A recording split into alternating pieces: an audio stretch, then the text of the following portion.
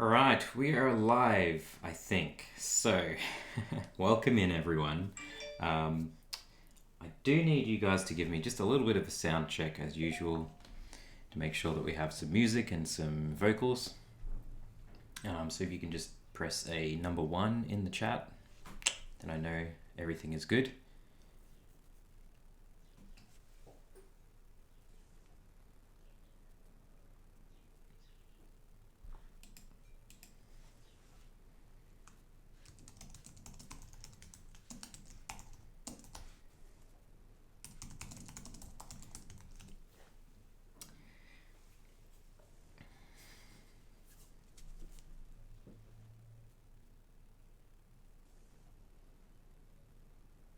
Okay, we have a number 1. Excellent. No music? There should be music. Let's see if I can fix this.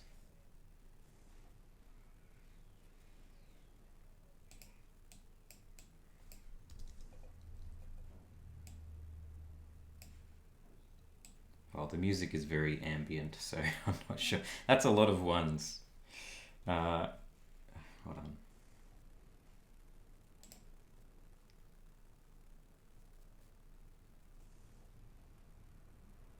Alright, so you have some ambient music in the background. Just want to make sure that that's actually working.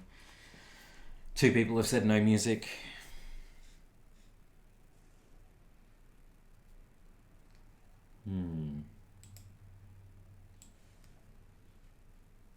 Okay, 3 people say no music. That's weird. That is quite odd. Oh, I know why there's no music. Here we go. Okay, right. It's early in the morning. Well, it's not really early, but... Okay, you should hear some music now. It might be too loud, so just give me a bit of a sound check. Let's turn it down a bit just to make sure. We do need music. Look, it should be on now. It should be working somewhat. No. I think the chat's a bit lagged, to be honest, so I'm just going to wait for a bit.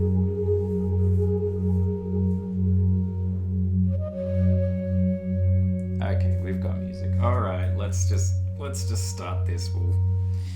We'll work it out as we go along.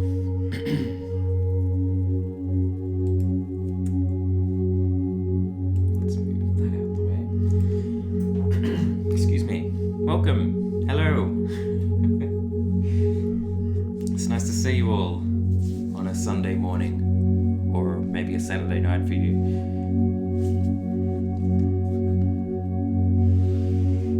Okay, it's a bit loud. All right. Let's pull it down a bit.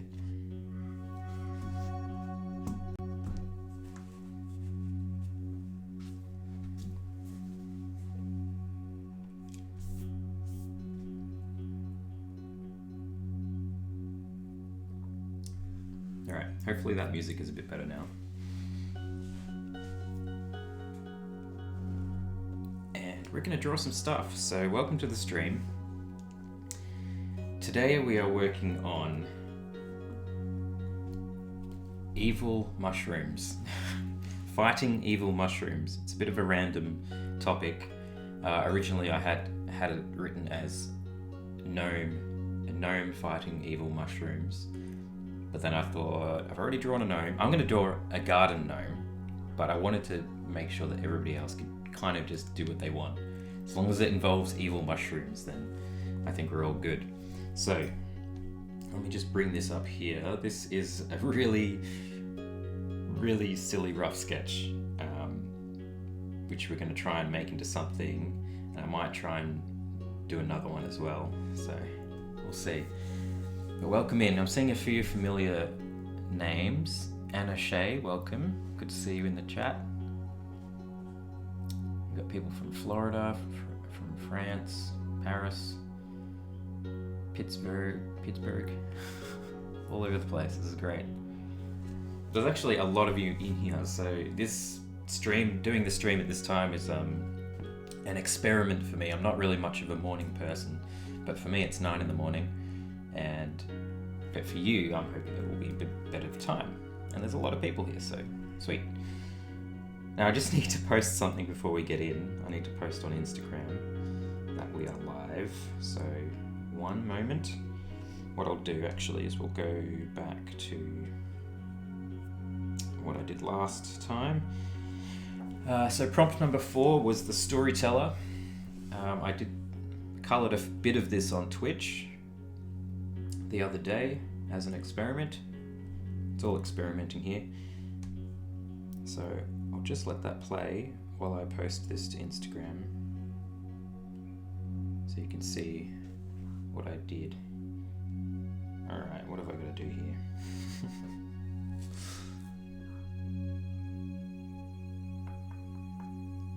It's a bit of a rush to get up this morning to do this, so bear with me.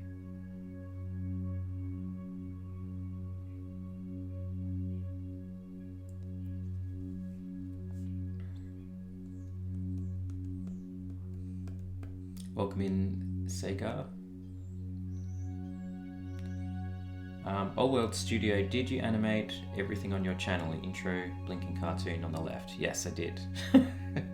It took me all of 10 minutes. Well, the blinking part, obviously. I'd like to try and do a bit more animation at some point, but it's quite time consuming. Okay, we're almost there, guys. We just got to get this posted. If my phone wants to not freeze. Right.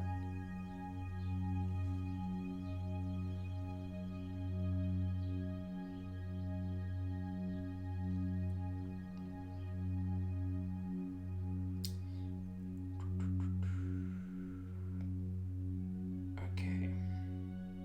That should be posting.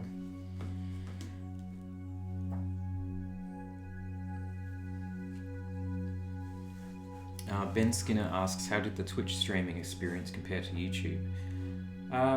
Well, from my end, I'm not sure what it was like on the other end, obviously like the quality and stuff. I'm still yet to find out, but from my end it was really good because I could play whatever music I wanted and I felt like I wasn't going to get in trouble. So I enjoyed that, like I kind of like getting into my music and zoning out, so that was nice. But also, like, when people follow the channel and things like that, there's some alerts that pop up on the screen, and I really enjoyed that. That was the first time I set that up. I'm not sure YouTube has a system like that.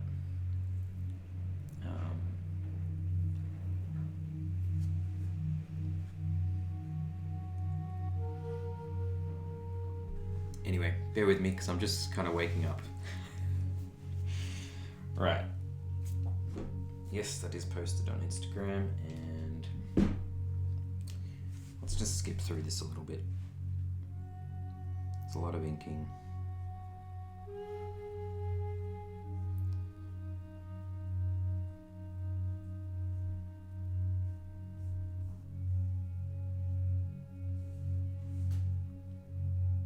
Ah, there you go. Finished product. Just like that.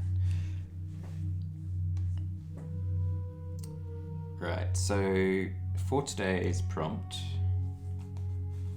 I am doing a garden gnome being attacked by evil mushrooms. This could fail horribly, especially because I'm sleepy, but we'll see what we can do.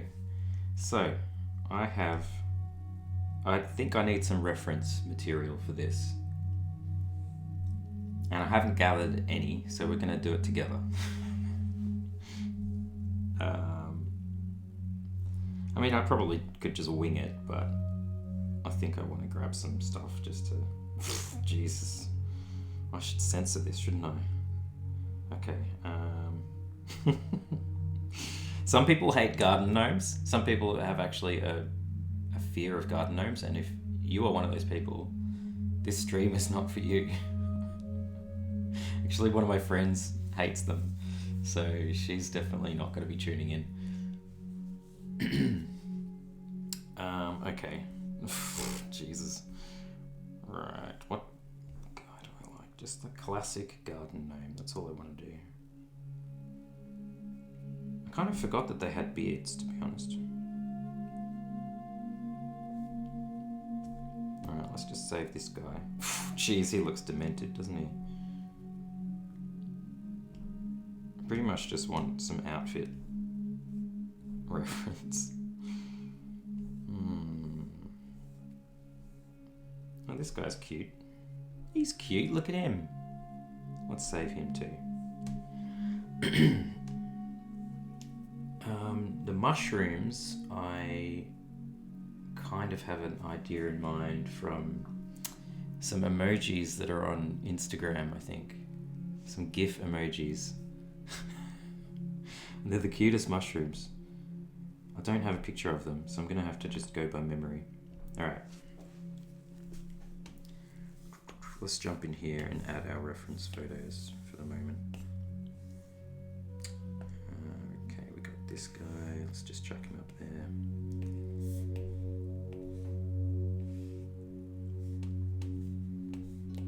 And,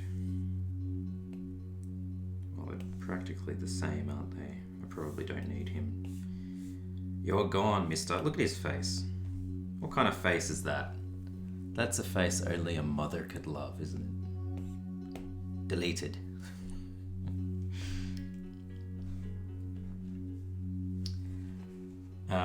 Once again, before I get started, I apologize if I miss any questions. I will be paying attention every now and then, but I'm going to miss a lot, so I apologize in advance. If you really, really, really want me to answer your question, we do take super chats, and that'll probably get my attention from the screen. Otherwise, I'll just be looking randomly. Okay, let's start this. Now, I am unsure if this is actually going to work anymore, because if you're new to what we're doing a 30 illustration challenge. Ooh, that's not right. That shouldn't have happened. Okay, hold on. I have to turn that off. That's a Twitch alert happening on YouTube. Hold up. Let me fix that. Where is it? There we go. Turn that off. That's awkward. All right. Anyway, what we're doing is a drawing challenge, and we're doing 30 illustrations. We've done... This is the 5th one we're doing. But it's getting a bit more complicated than I originally half planned, so we'll just go into this one, have a look.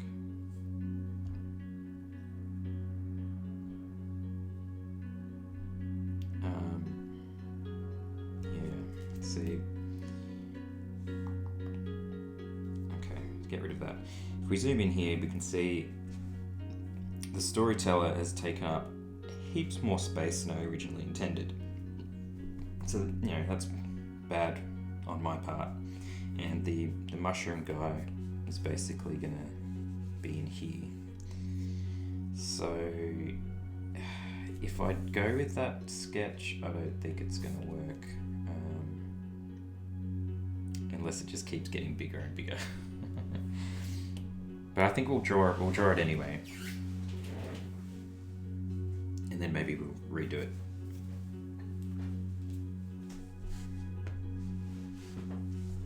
We'll just call this one a practice, I guess.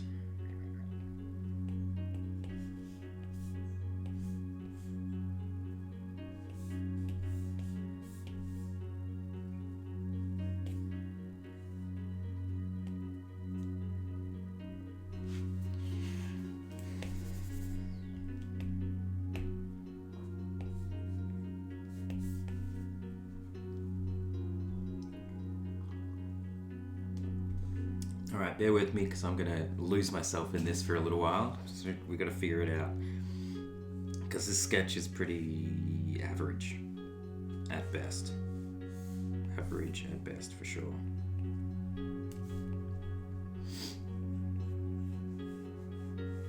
I think his head needs to be quite big, to be honest, compared to his body.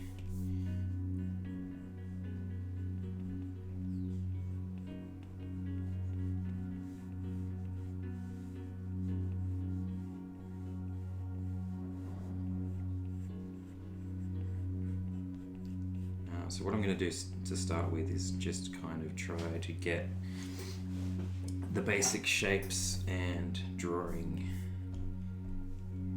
here before I get into any details, because I don't know if I'm going to like it, and you don't want to get too invested in anything.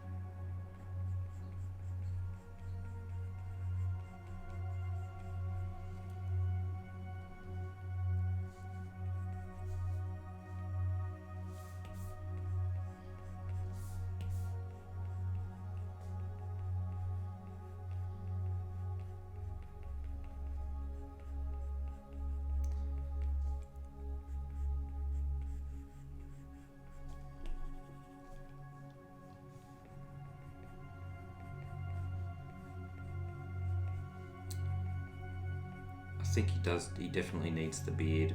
I feel like that is essential to the gnome, and obviously the hat.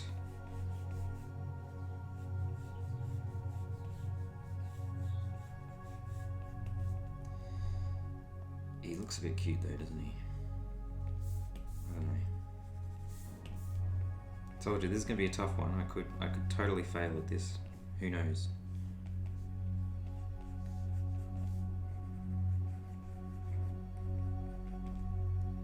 But you know what? If we're gonna fail, we will fail together. It's okay.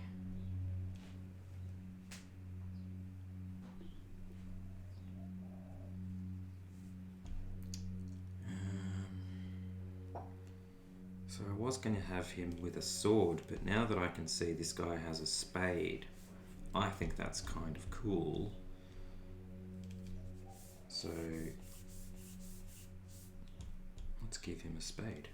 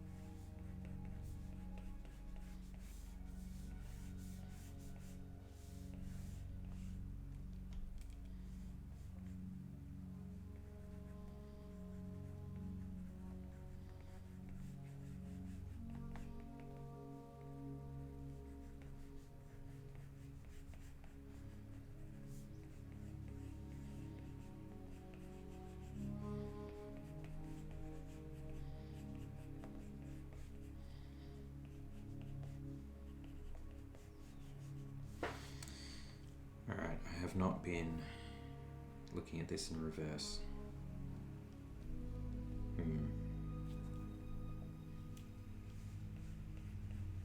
I don't think it looks too bad. It looks a bit weird, but it always does.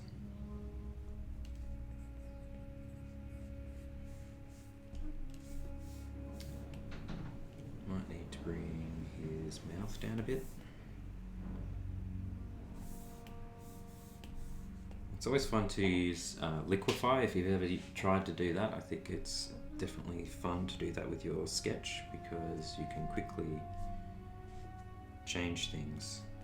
Already I like that heaps better. So make him a little bit more dynamic in his face. I could pull his eyebrows down a bit, make him a bit angrier.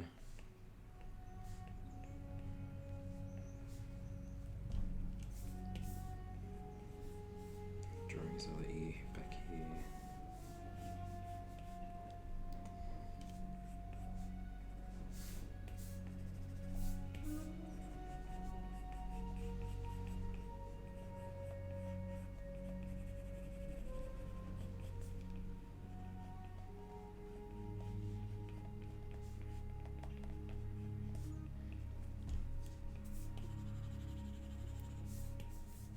Right, well, we're almost finished kind of sketching out this dude anyway. I feel like, yeah, I'm not quite happy with this, to be honest. I'm never happy with anything, in case you didn't realize.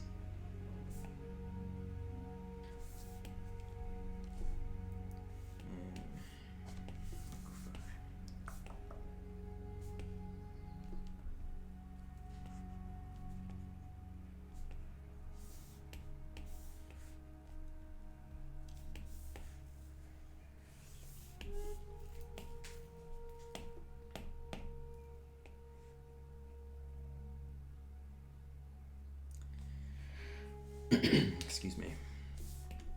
Okay.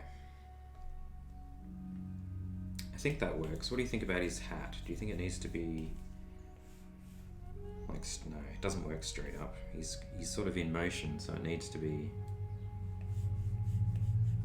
going that way.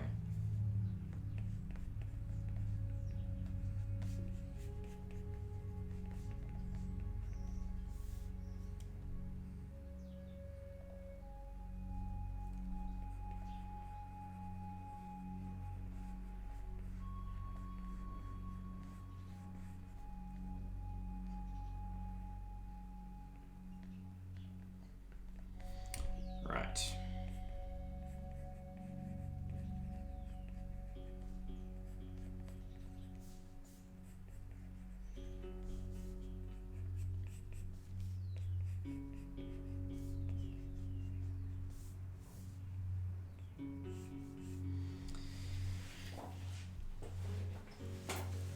Okay, I'm just gonna have a quick break and have a look at some comments. Oh, some guy donated. Why didn't I see that? Oh my goodness. Let me scroll up. Thomas, thank you so much for your super chat. Wow. What influences your art style the most, and how often do you draw before getting to the level you're at now? Also love your work. It's a big inspiration. Thanks, man. I really appreciate that. What influences my art style the most? Gosh, I've had this question before and I find it really hard to answer because it sort of just puts me on the spot. Like I said, I don't think there's any particular one thing. I do follow a whole bunch of really cool artists on Instagram. That's pretty much probably my main source of artistic inspiration these days. I don't buy a lot of comic books anymore. But when I was growing up, comic books were definitely the thing that inspired me artistically. When I was about 12, I found comic books, absolutely fell in love with them. Gen 13, Dark Child, Joseph Michael Lisner, his Dawn series. I pretty much bought any comic book I could find that just had really cool art. I don't know, just anything that just really grabbed my eye, I would buy it, and I wouldn't really care too much about the story. It was just all about the visuals for me. But yeah, so that was my big inspiration when I was growing up and trying to figure out how to draw. But these days it's pretty much just on Instagram. So if you jump onto Instagram and you have a look at who I follow, that's probably the best way to do it, because I have a really bad memory, so I can't really just name off the names. I'll have a look right now. Valentine Pash, I always mention her when I say who I'm inspired by, because her artwork is really, really cool.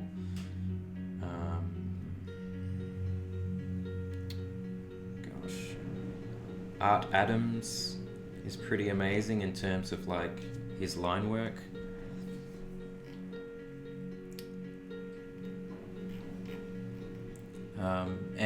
And just a bit of context, I suppose, like you asked, how often do I draw?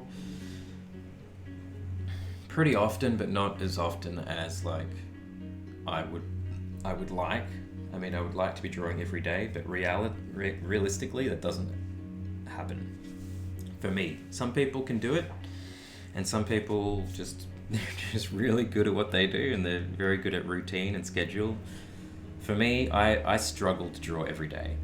It is a struggle, but it's something that I always strive to try and do at least. I think it's it's good to keep it in mind to try and draw as much as you can, but not beat yourself up if you have a day or two where you don't draw. Life can get in the way sometimes. But as a bit of context, I started drawing professionally when I was 18, and I'm now 36, so that's a lot of drawing in between there. I hope that answers your questions, and thank you very much for your donation. And I think we've got another donation from Erifank Nunez. Thank you so much, man. I have no idea how much 4,000 COP is, but I appreciate it. I really, really do. You guys are awesome. Oh, Chris is in here. Fat Rocket Studios. Bro, welcome in. Jim Lee. Jim Lee was another great artist that I loved when I was growing up. He's still a great artist, of course. But yeah, J. Scott Campbell, Jim Lee, Randy Queen, Joseph Michael Lisner. I'm sure there's more. Tony Daniels, I think, was one who drew the 10th comic. I was really into that. Humberto Ramos, I was really into his work. His style is like so different in a good way. Joe Maduria, obviously. So many. And then there's local artists. So there's John Somariva. Anyone knows John? John's work is amazing. Oh my gosh. Anyway, I've listed a few. Scotty Young, yes, definitely. I love how Scotty Young's style is just so chaotic. It's great. Coming from someone who's like very tight. a tight style. I can appreciate a very, very loose style because it's like, wow, that looks so freeing,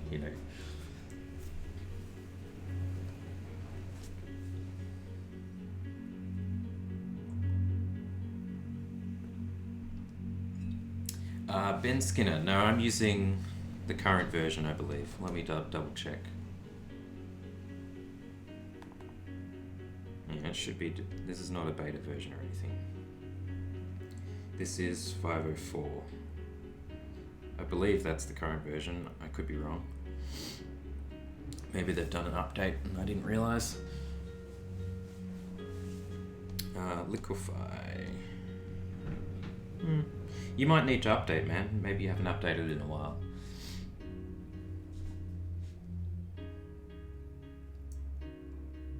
Okay.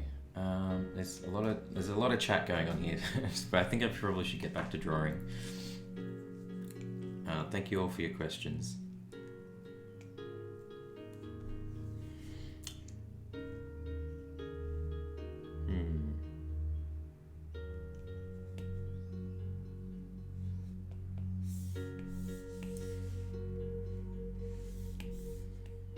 Oops.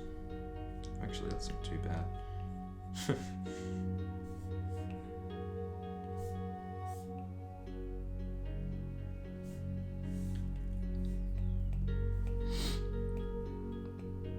It's changed quite considerably a little bit since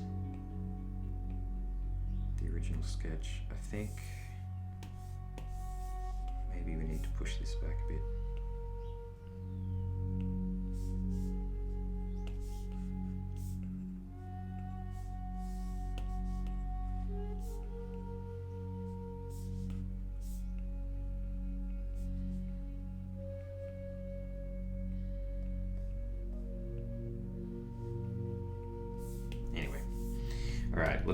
let's add some mushrooms. Gosh, I need to figure out how to draw these mushrooms. So, from memory, there was these really cute mushrooms. It was a GIF on Instagram, on one of my Instagram stories, that you could use, and I just freaking love them. They look like this, I think, with little spindly legs. I don't know how I'm going to do it, but I'm thinking something like that anyway. How else could I draw them? Evil mushrooms. Right.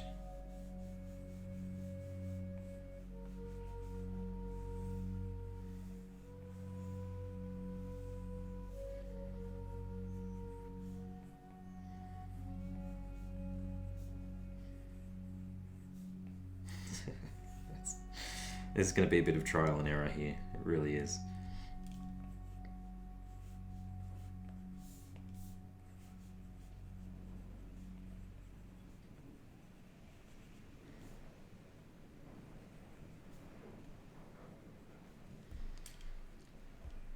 At least kind of sketch in where I want the mushrooms and kind of what I want them to be doing. So I kind of want them to be really falling away from being smacked by this spade.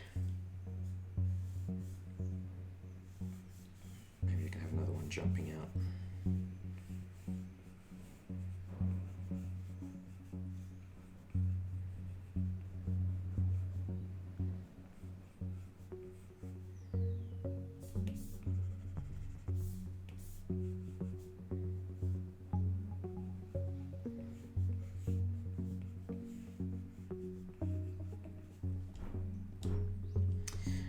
Definitely some kind of like attacking him somehow. So there's going to be one up here.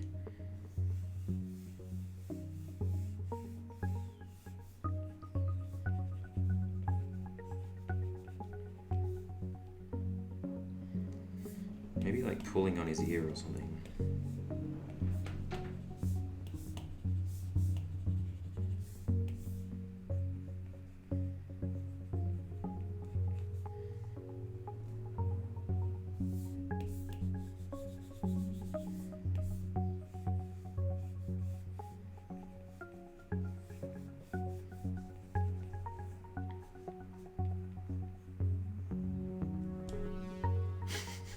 These mushrooms look really stupid.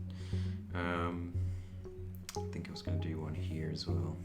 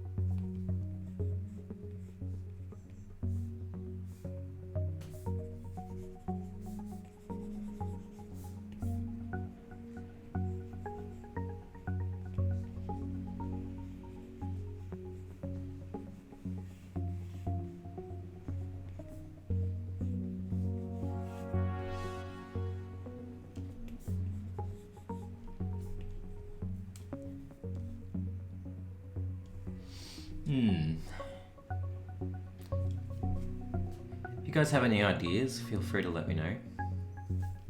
Whoa, we have 228 people in the chat, in the video stream. That's amazing. Welcome in, everyone.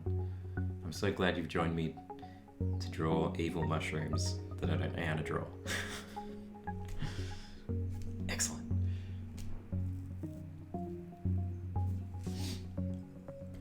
We'll figure it out. Like I said, I don't know how this is actually going to work. Let's just pencil these in a little bit.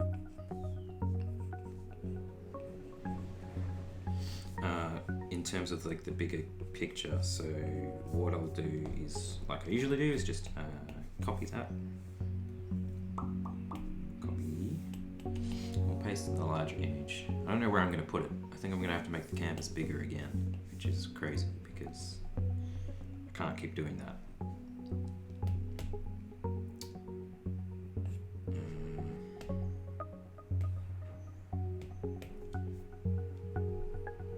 Oop, layer cap.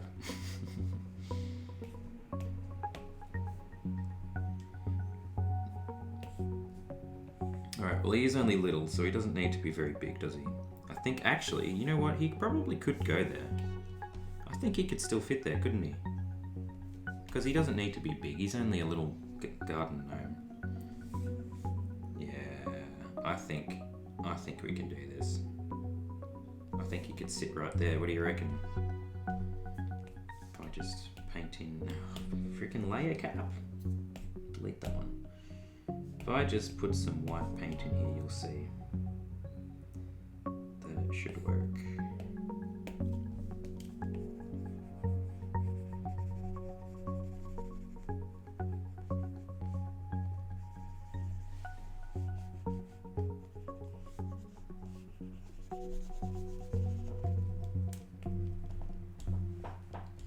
All right, you know what? I'm not too disappointed with that. I think that's going to work.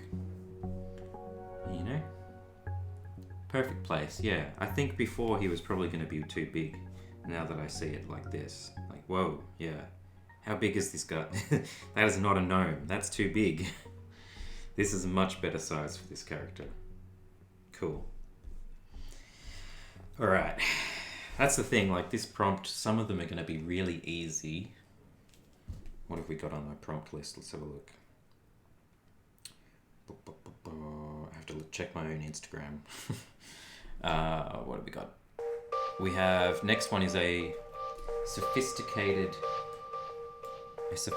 siren drinking Shiraz. And that's been overlapped at the moment. She was here. So that's going to be a bit of a complicated one, but some of them are really, really simple, I think. What have we got? We have a fairy relaxing in a mug of ale. That's going to be quite small as well. So that'll be good. Let's change this on. I think a will-o-wisp. That's going to be a very quick one. I'm just looking forward to some of the easy ones. What else? I think there's a sword somewhere. Yeah, a magical, mystical sword. Number 13. So some of them are just going to be really simple and that'll be easy to put into the composition, which will be good. Is there somebody spamming? What's going on here? No spamming in the chat, please. Let's keep it civil.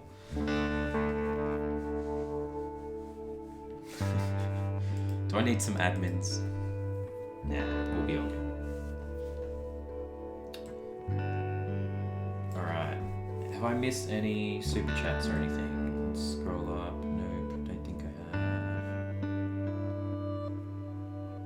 No. Once again, thank you very much for Thomas and Frank. Thank you so much, guys.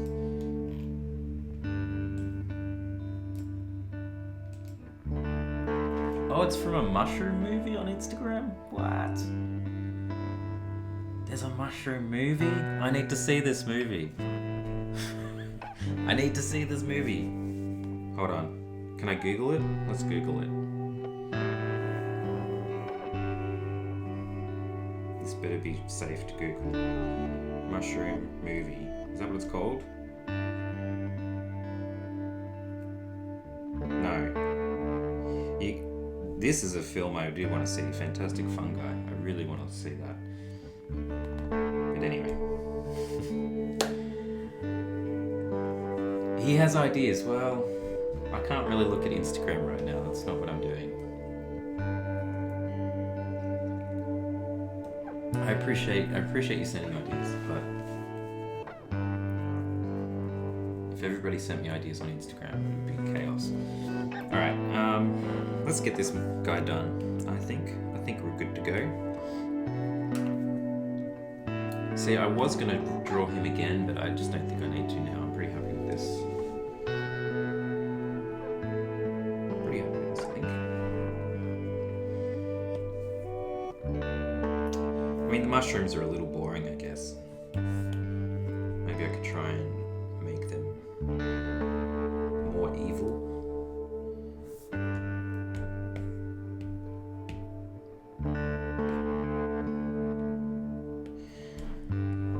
No, I think maybe they'll be okay like this, because I don't want to overcomplicate it. Like every illustration I've done so far for this prompt, I keep saying I don't want to overcomplicate it, and then I kind of do. So this one I'm going to try and keep it simple, especially because there's going to be so much going on in this thing.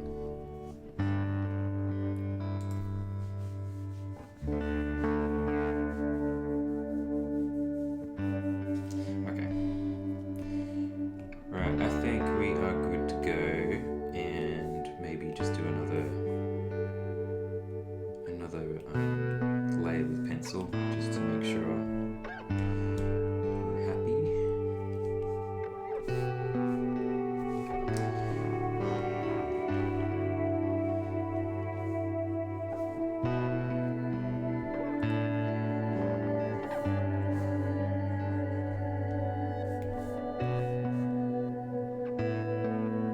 Just lower that down a little bit more.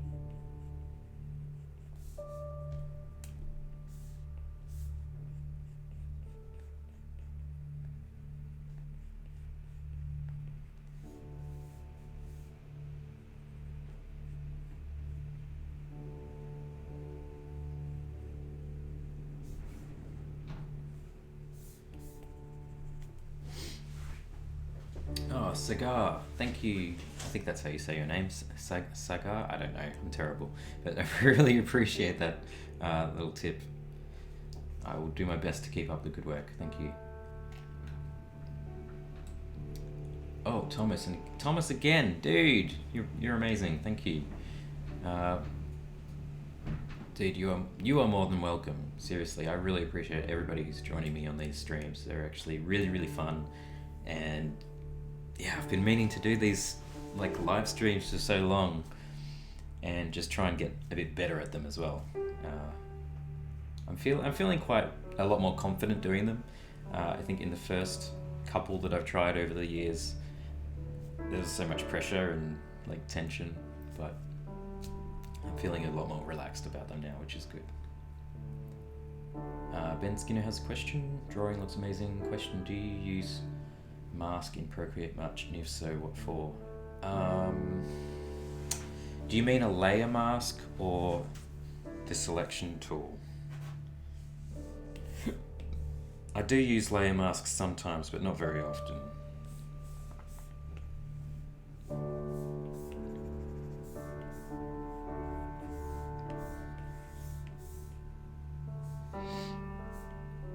Yeah, not very often.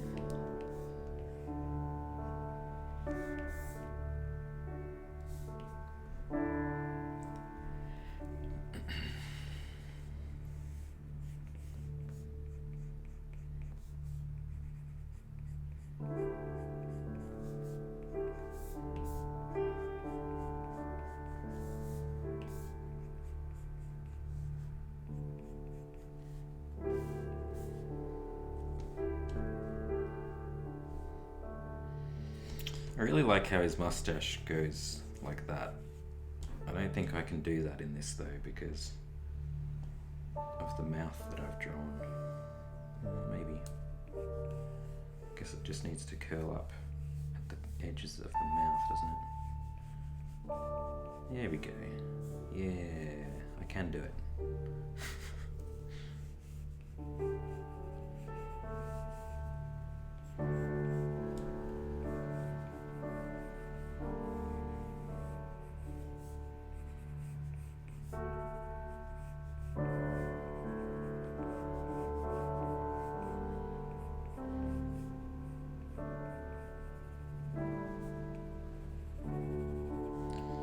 I also feel like I've gone really, really cartoony with these drawings for some reason. I hope that's okay.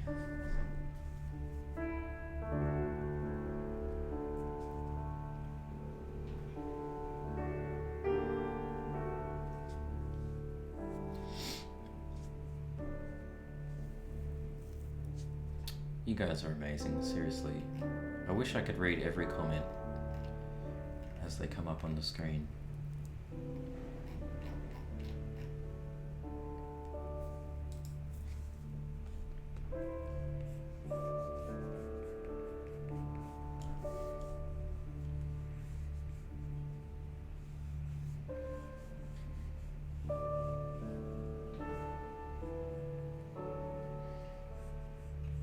I think I need this guy like pulling on a beard. I'm trying to eat his beard or something.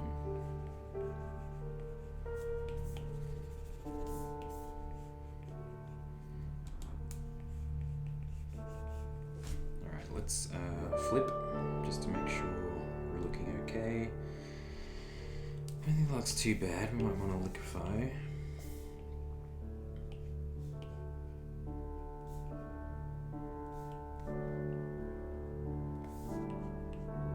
I'm feeling a lot better now that I am flipping my canvases. It's something that I've always avoided. Always avoided it because it's painful. But you know what? It just helps. So I'm gonna keep trying to do that. Not be afraid.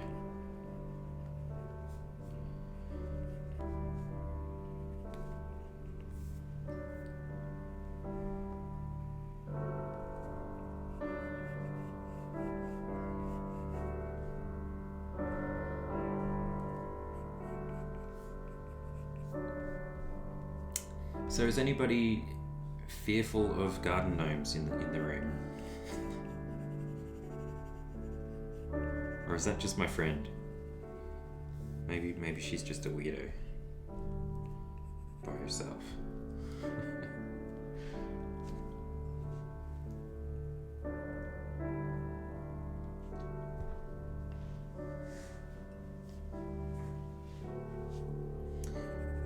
Also, thinking, well, I haven't put too much thought into it yet, but it was mentioned last stream that it was mentioned on Twitch that maybe I should make a Discord group. So if that's something that would interest you, let me know and what we could use it for.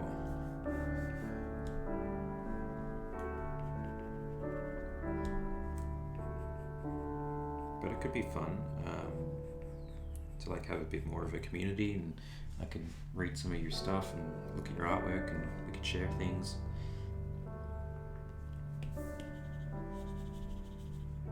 I don't know. I've heard of other artists having Discord channels. I just haven't really figured out what they use them for yet. So.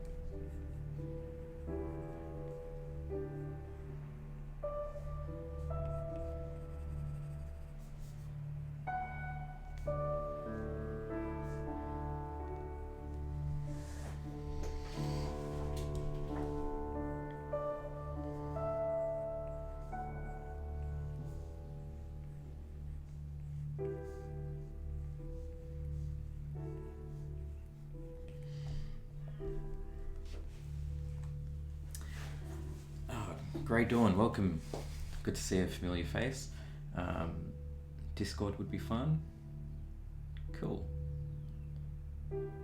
Alright, well, maybe we'll do it. I'll have to give it a bit more thought, and I don't want to make something if I can't commit to paying attention to it, that's for sure. So,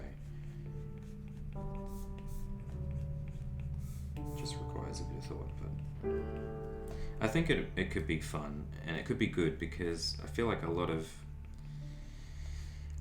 my activity online gets kind of just overtaken by the rest of your feed. You know, like Facebook, for example. You know, Facebook is just really in a sad state at the moment. Very few people see what I post on Facebook at the moment, so. Maybe a Discord would be cool.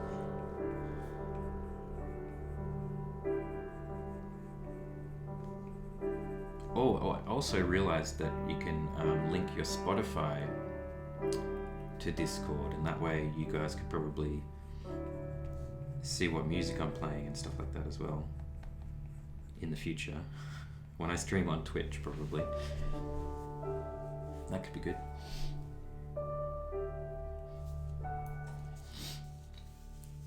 Dustin says he feels like getting critiqued by me would be super helpful.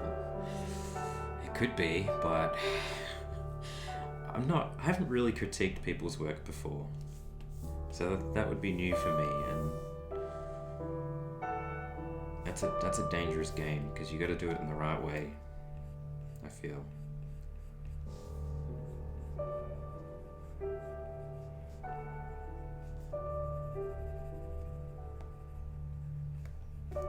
I think I could do it. I think I would need to do it in a very respectful manner, because critiques are hard, and you have to really be open to critiques if you want critiques. That's an obvious statement, isn't it? What I mean is, like, yeah, you have to be willing to know what's wrong and not be too emotional about it, which is hard. I know this from experience. You know, some people have criticized or gave me critiques when I haven't asked for them, and that can be a little bit tricky. But you know, I'm trying to learn to have thicker skin. Not everybody's gonna like what I do. That's okay. But even some of the comments on YouTube and things, like, it's easy to, like, the negative ones, it's easy to, like, take that emotionally. But on a certain level, I can step back and try and see where they're coming from. Because sometimes, like, sure enough, the way they've gone about their comment might be ridiculous. But there might be something I can learn from that.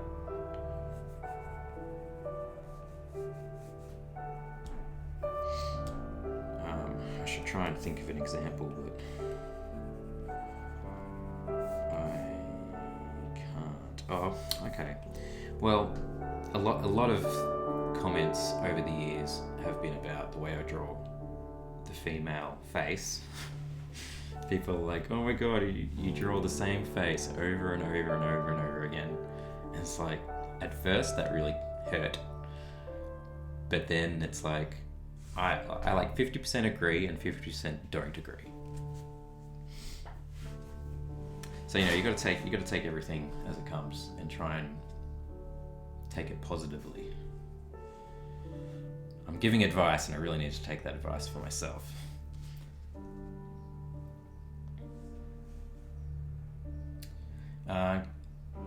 Gibbs, I would recommend flipping your canvas if that's possible. If you're working digitally, you'll see things that look wrong. Hopefully, For example, I kind of feel like his hat needs to go back. Like his head needs to come back here. Or something.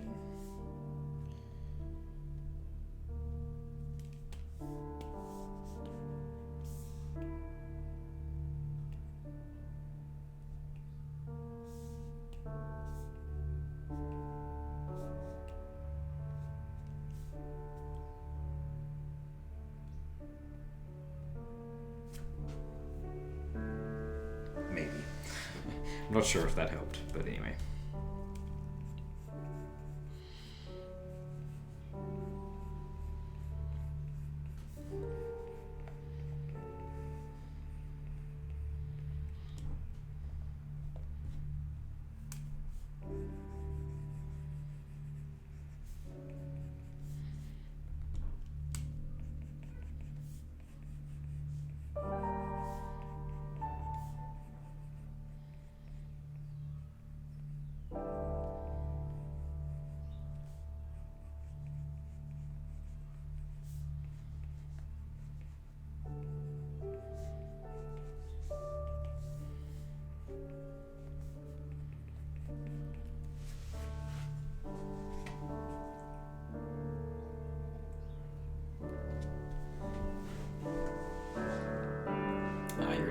Gibbs is a traditional artist. Well, you could always take your bit of paper, flip it, and put it on the windows so you can see through it.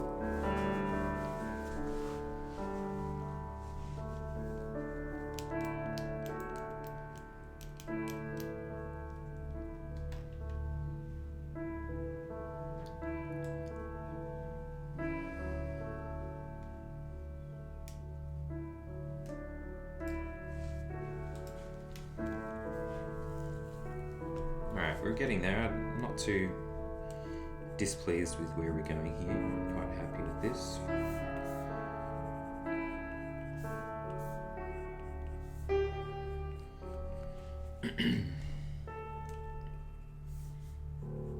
Probably need some more uplifting music to be drawing such a silly character.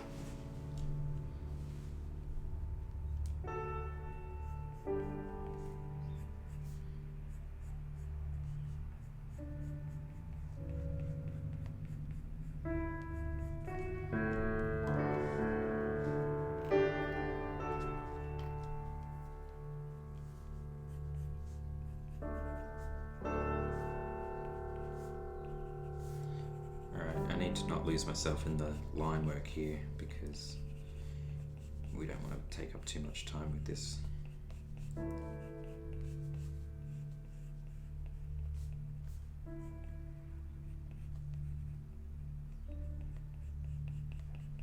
Just get a bit more sketchier. Alright. Just pencil in his legs.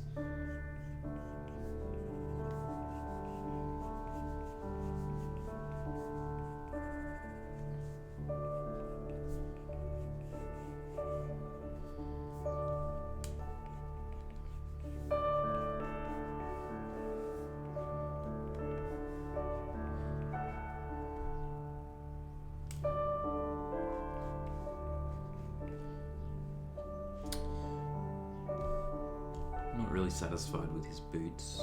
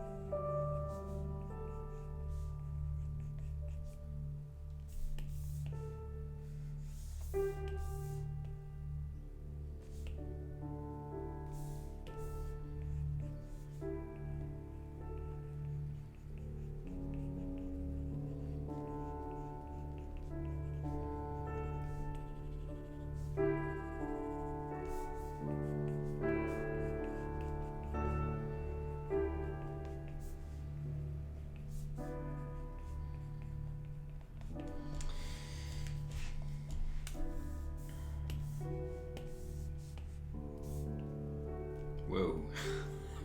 I didn't mean to do that. Okay.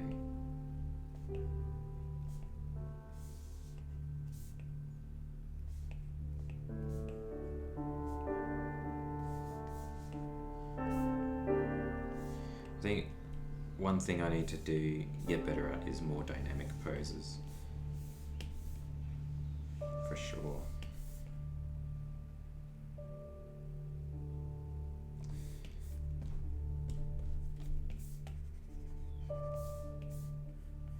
I kind of tend to just play it safe and everything becomes a little bit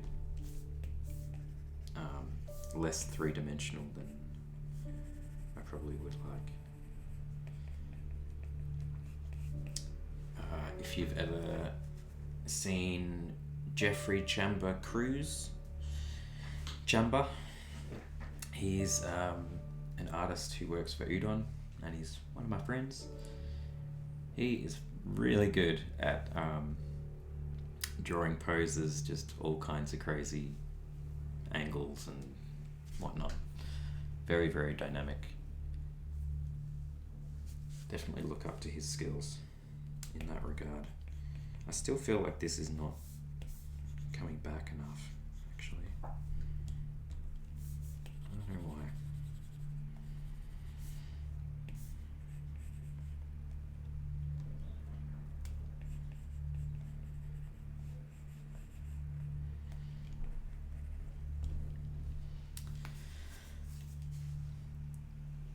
Hey Bo, welcome in, man. Good to see you. Another one of my friends in here. If I missed any questions, it's possible. Very possible. Anna, welcome in.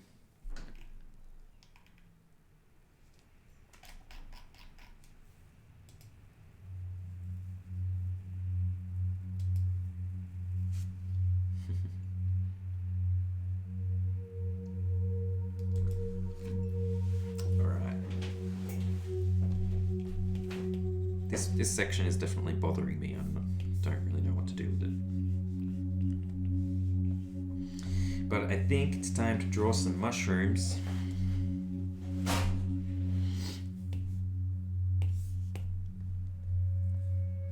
How am I going to draw these mushrooms? I don't know.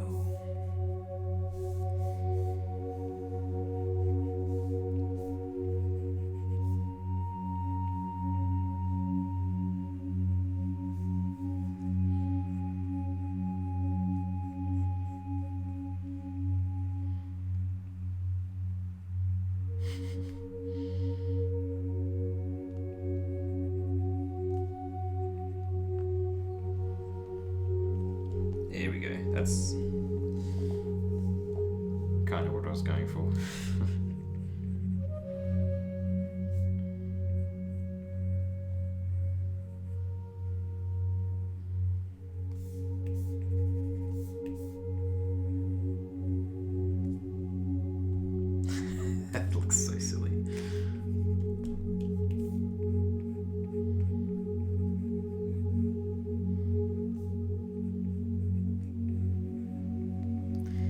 This is definitely going to be trial and error here because I don't fully know how I want these mushrooms to look. Whether they're even going to look like mushrooms. I don't know.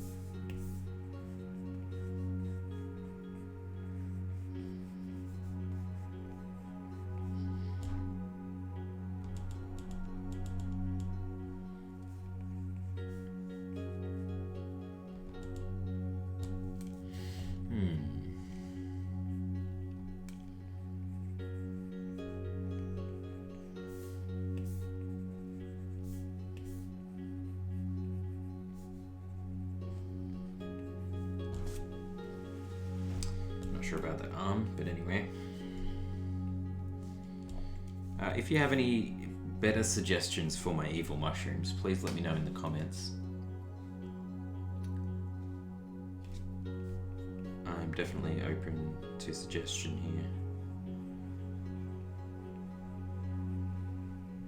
here. Actually, I think I like that already, just adding that like much like darker, crazy eyes. We need crazy eyes. They need to be really, really evil.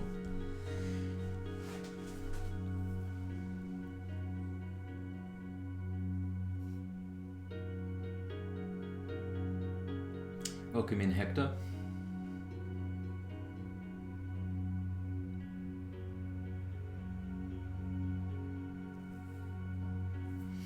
Thanks, Joao Mendes.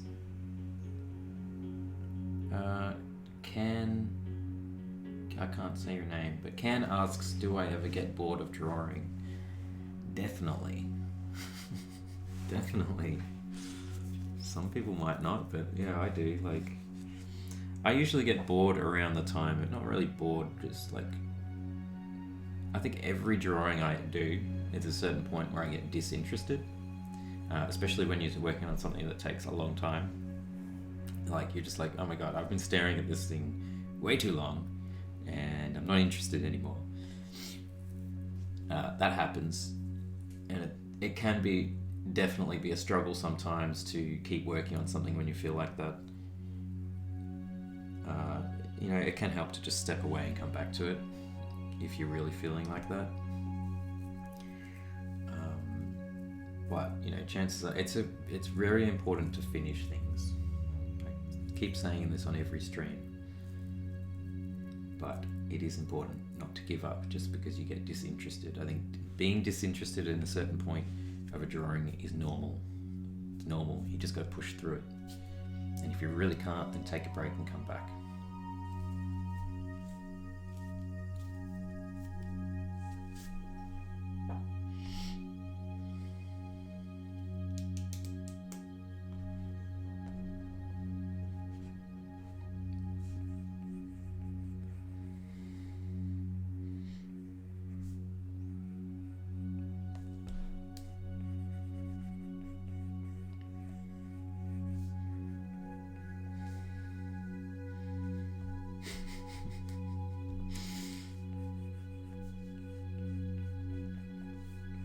These mushrooms are just cracking me up. It's so stupid.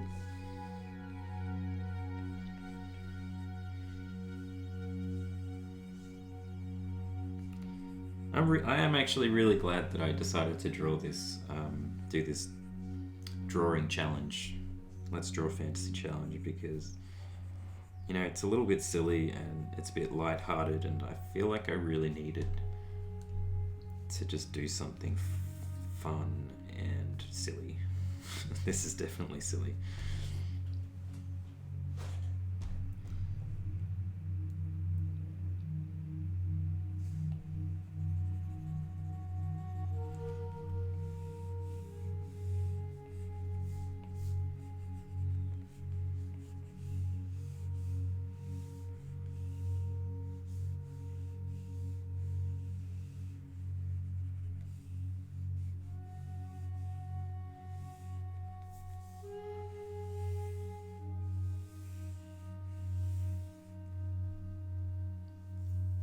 Yeah, little vampire mushrooms.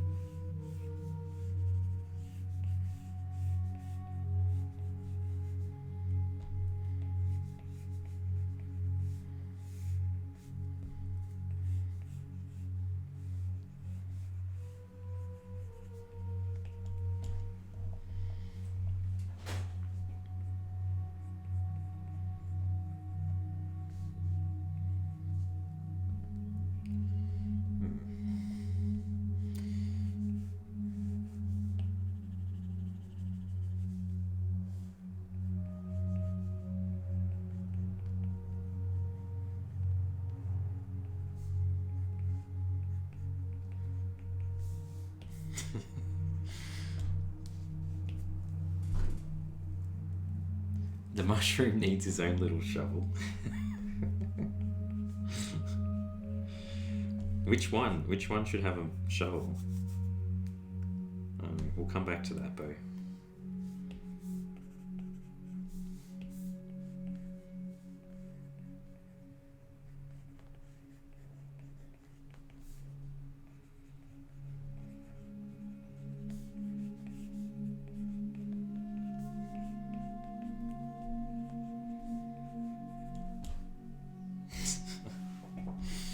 Oh, that's super weird.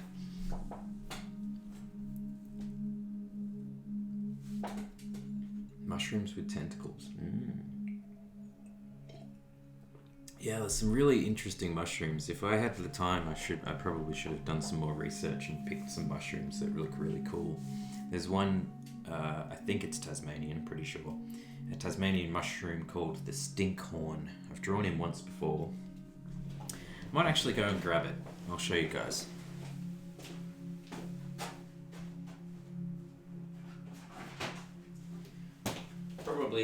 Probably a good idea to reference some stuff that I've already done. Let's see if we can change the camera focus here. There we go. So yeah, the stinkhorn looks like this. Is that gonna focus? It's probably not. Come on camera. No, well, you get the idea. Really crazy looking dude. Probably could have done something like that. But honestly, I don't think people would really recognize him as a mushroom. He looks too unique, but I swear it's a thing. In fact, I'm going to show you because I can. Stinkhorn mushroom. Check this thing out. Seriously. Look at this thing. Look at this thing. What is that? Oh wait, you can't see. Let me put it bigger. What is that? That's a mushroom. It's crazy. Crazy. Oh my god, that looks disgusting. Quick, get rid of it. Get rid of it. Let's go back. Oh, phew.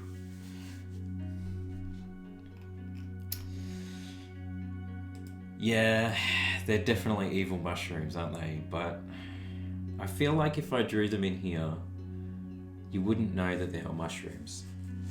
Because they just looks too different. You'd just be like, he's a little evil monster. So I really wanted like mushrooms, but I don't know, maybe I could change it. Excuse me. I just need to cough, hold on.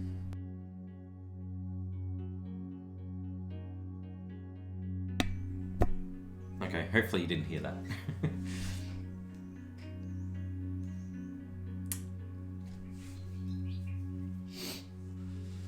Alright, let's just see if we can get these in here really quick. This guy's going to be running away.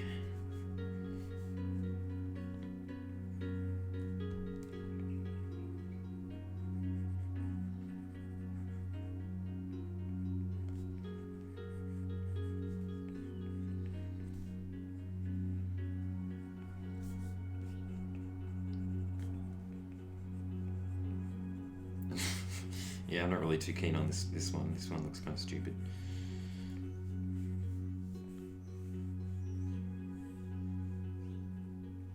This guy looks a bit dumb.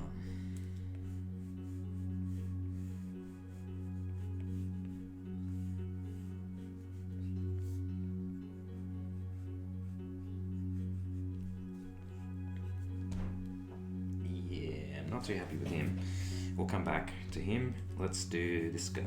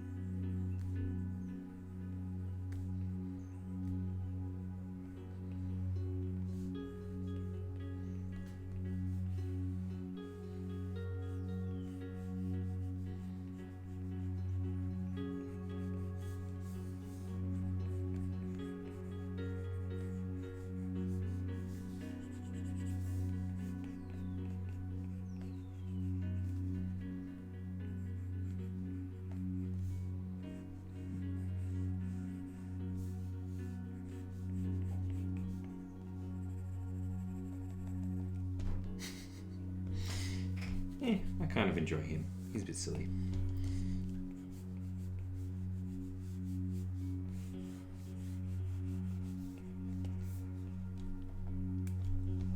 It's just this guy looks dumb. I don't like him. Don't like him. A squirrel? What?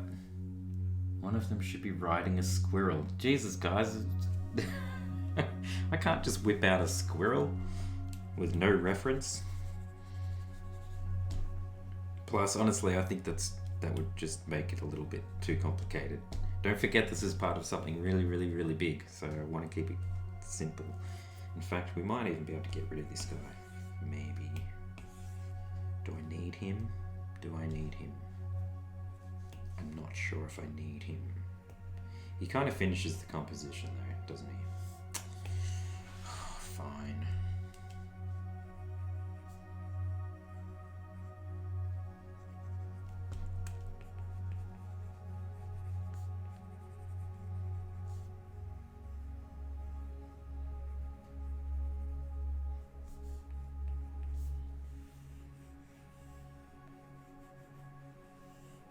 Get this little dude done. Then we can get on to inking and colouring. So thank you so much for staying with me so far. How long have we been live? We've been live for an hour and a half. So hour and a half, and we've kind of penciled all this in. With chatting at the same time, I suppose.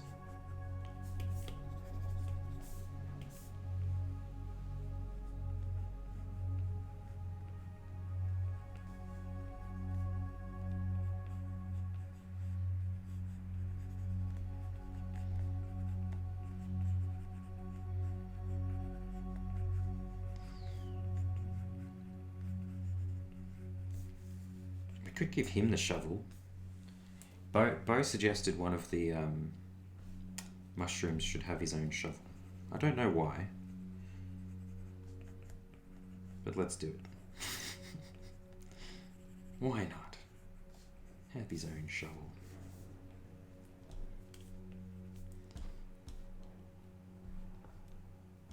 Okay, and then there was one more peeking around the corner here.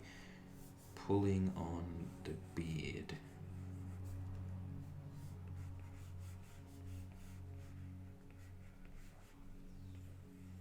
Let's just make him really crazy looking.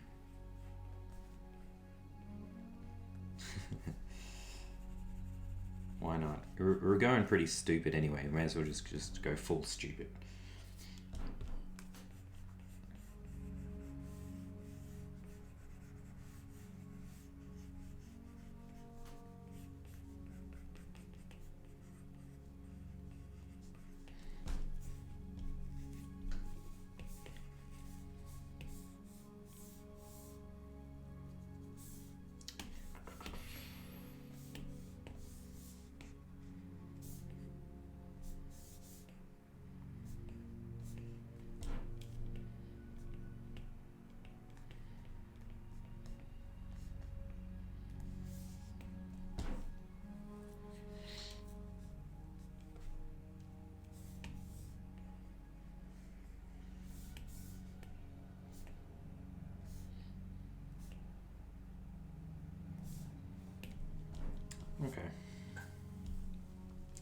think the only problem is I feel like our gnome is not sort of making contact with the ground so much as he probably should be.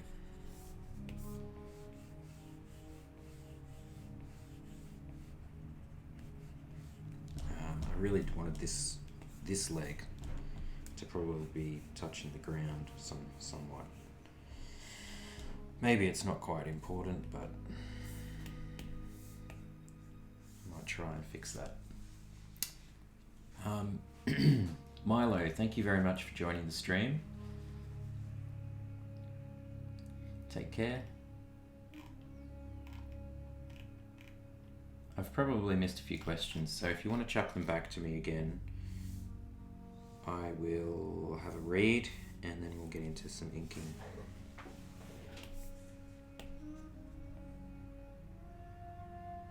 Okay, that looks better already, I think. Oops. Oh my god, why are you doing that? That's unfortunate.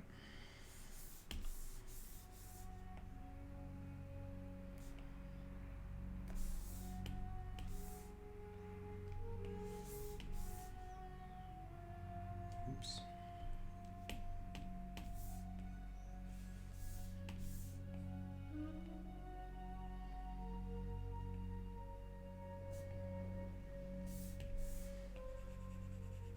Okay, I think that'll do. That's close enough. Close enough.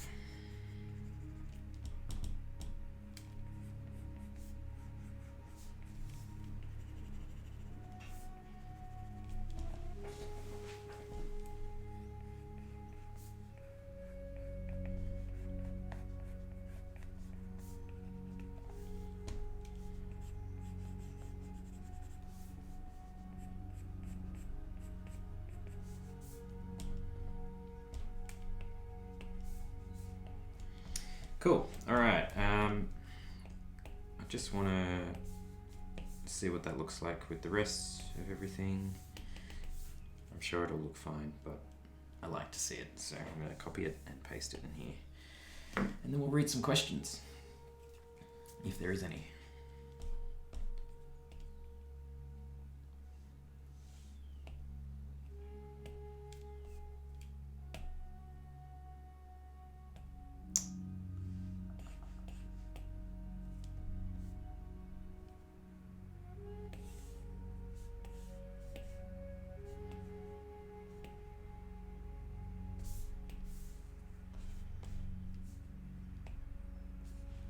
Okay.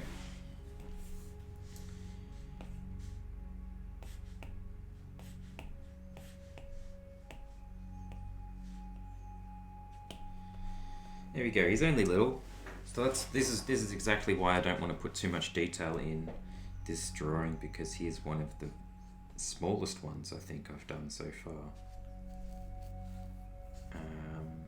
So let's keep that in mind when we finish him up, that he's not going to be very big. But I think he actually fits in there kind of perfectly, doesn't he, with that composition?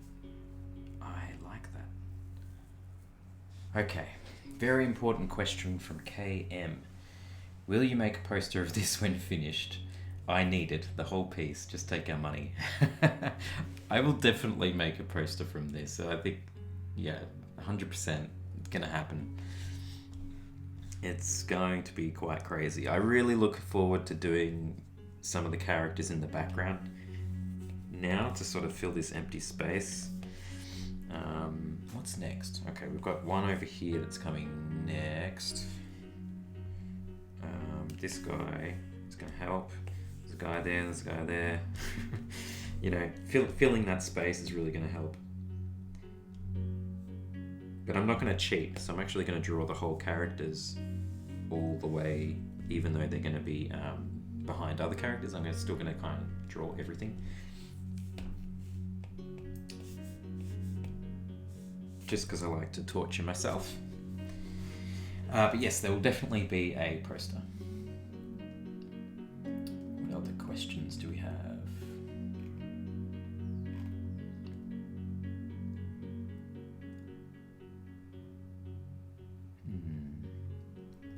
Somebody asks how old I am. I am 36 years old.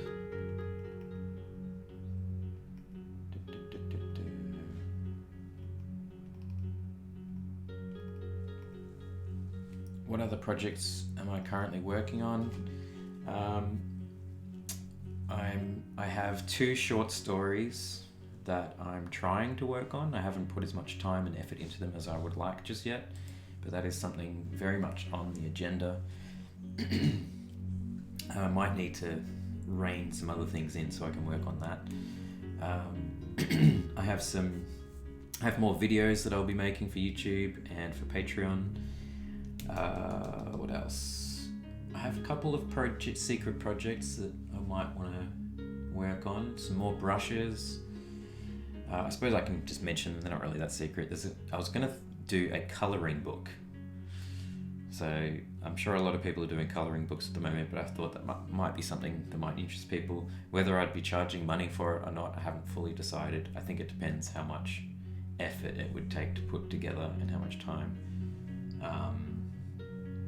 I thought that could be fun, maybe. And what else? Yeah, videos and stuff and some other things I can't talk about.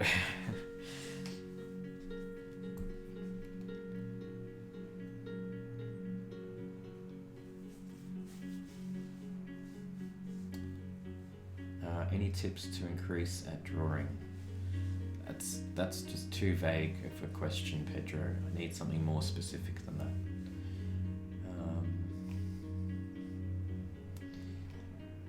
Have I missed any more questions? What program do you use to get the 2 windows to stream? Is it a YouTube template? No, I use OBS. So just type in OBS in Google and you'll find it. It's a free program. And you can make all the different kind of custom layouts and stuff. And you can switch to things like this. It's good fun. I love it. I like it. Ben Skinner, thanks so much for joining, man. Really, really cool to see you here.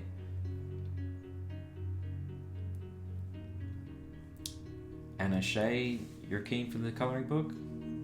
Awesome.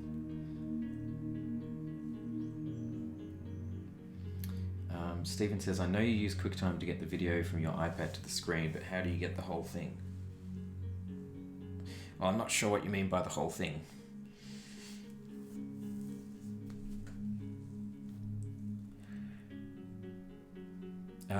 Churns says, any tips for getting comfortable drawing without references? Just practice, really. Building up a mental library of how to draw things. But I think references are still very important, and I think I personally need to use more references, because if you don't use reference, you're going to rely on that mental library that you have probably too much, and things will start to look very, very, very similar and repetitive. So it's important for us to just get some to build up our mental library, right? So you just need to keep adding to it, and so using reference will help you just build it up, and that way you can draw better from memory without using reference, because you've got it in your head. You know how it works.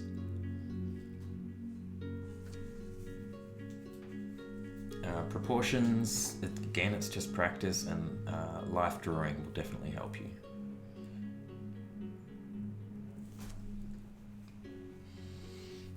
Dancing Drake says, does Tasmania inspire your artwork? Is there a part of Tasmania that is nicer than the rest?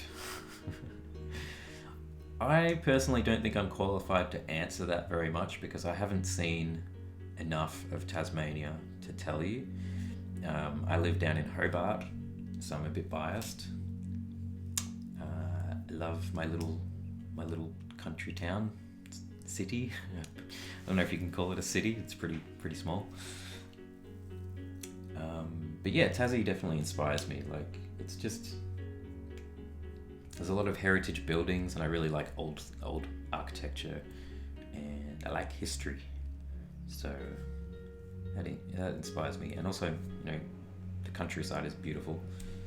We've got a lot of farmland, we've got a lot of mountains, we've got a lot of forests. And I can't wait to get back out. They closed all the national parks. It's so annoying. Like, I was just getting really eager to get out and go foraging for mushrooms because I wanted to draw all these like mushroom creatures like you saw in the book. And now I can't do that. So I'm a bit sad.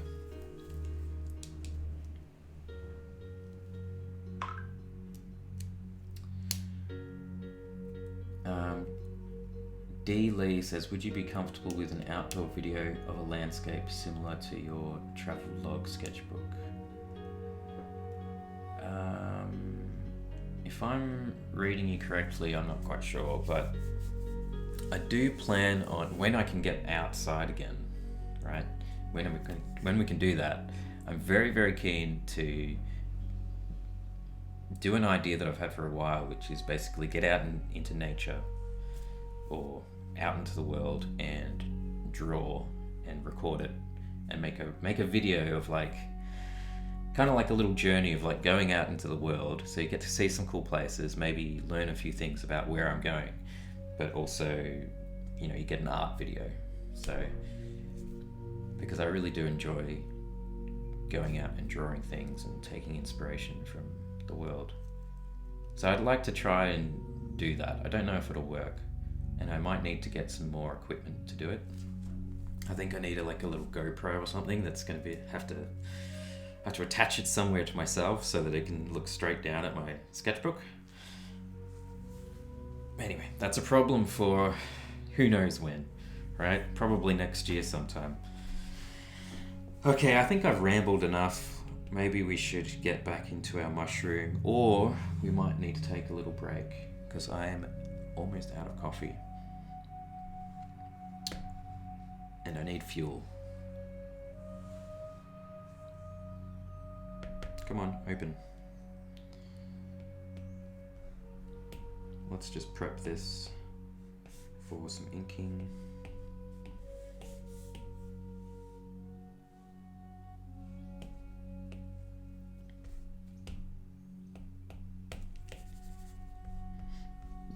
I've just modified one of my brushes actually, so I might be using that today. It's a modification of the rough ink brush. I don't know how different it is. It's not really that different actually. It's a little bit darker. I don't think you can tell.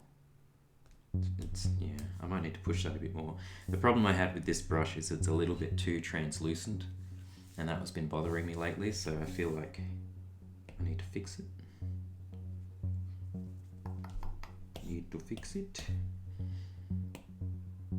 It's kind of weird how it's translucent. I can't figure out why. I can't remember where it was, what setting. Anyway, I won't bore you with brushes. That could be. We could do that another time. Actually, we can make some brushes if anybody's interested in how you navigate the brush studio and how you make a brush from scratch. That would be really fun to do, I think. But it depends if the interest is there.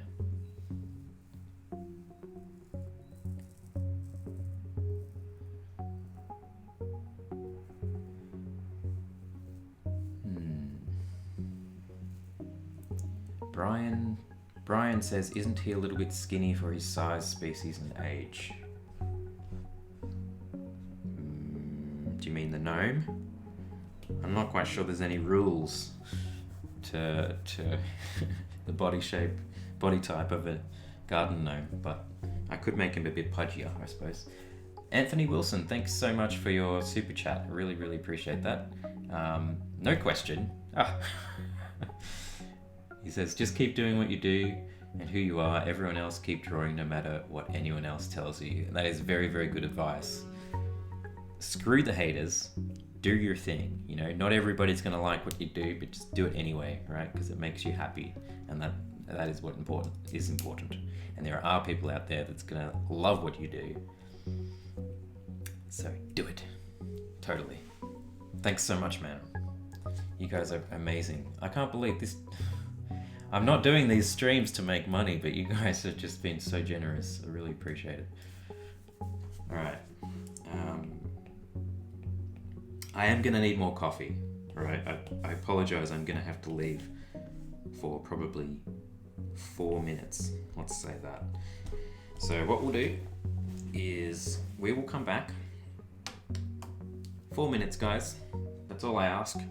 Put the kettle on, get some more coffee. We're going to ink and colour this all the way through.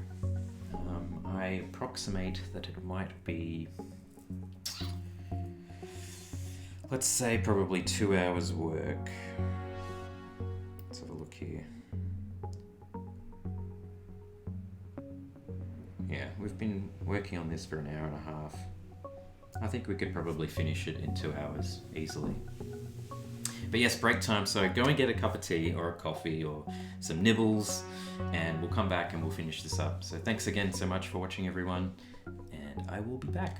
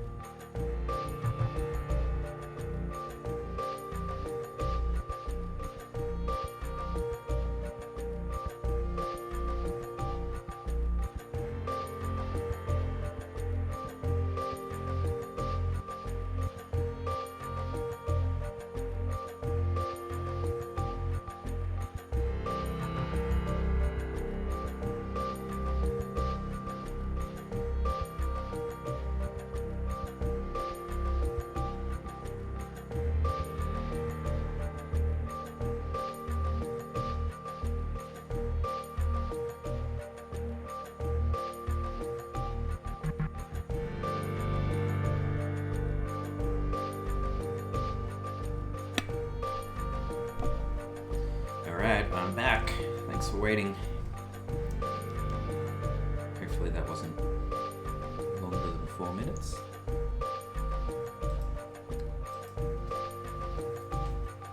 Thanks for waiting, appreciate it. Alright, we've lost a few people, but that's okay. There's still a lot of people in here. Yes, alright, let's do this. Time to make some nice lines. It's all about the lines. How are we going to do this? Alright, let's just get in and start doing it.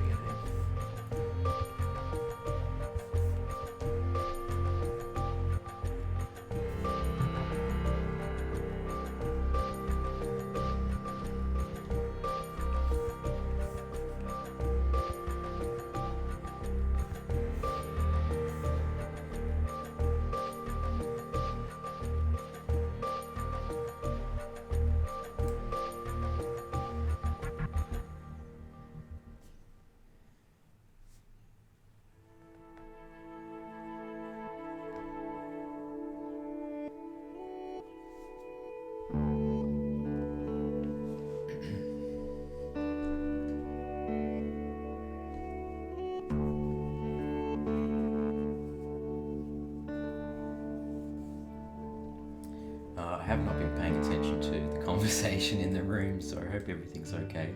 You guys have been talking amongst yourselves, which is good, I think.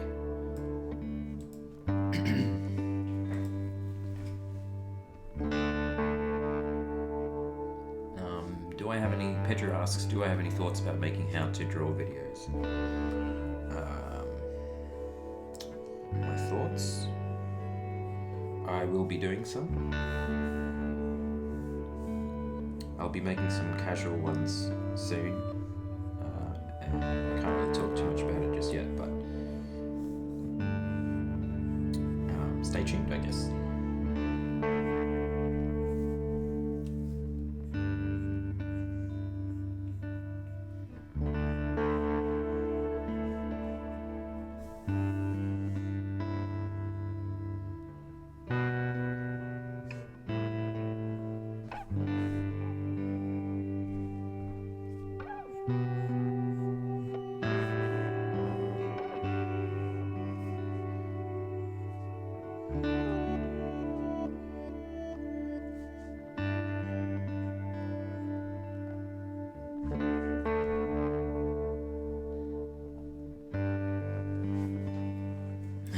Happy little lines, yes.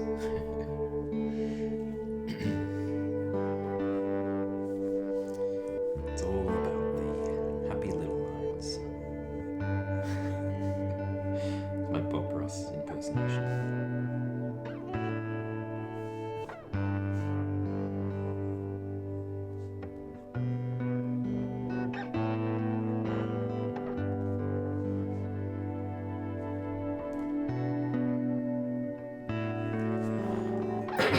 Excuse me.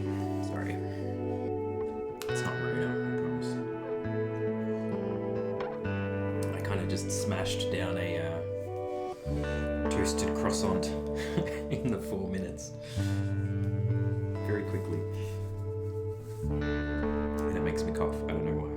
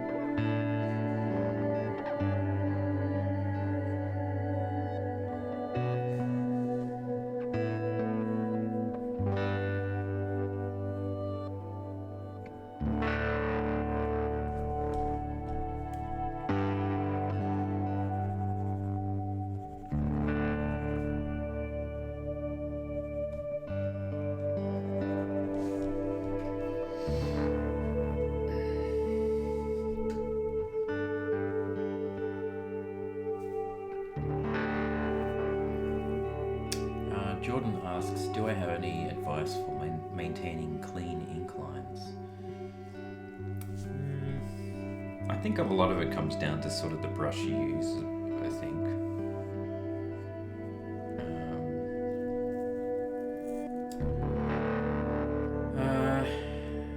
I don't know really. I think you just need to be confident. You need to make confident lines, and that just takes a lot of practice, I suppose.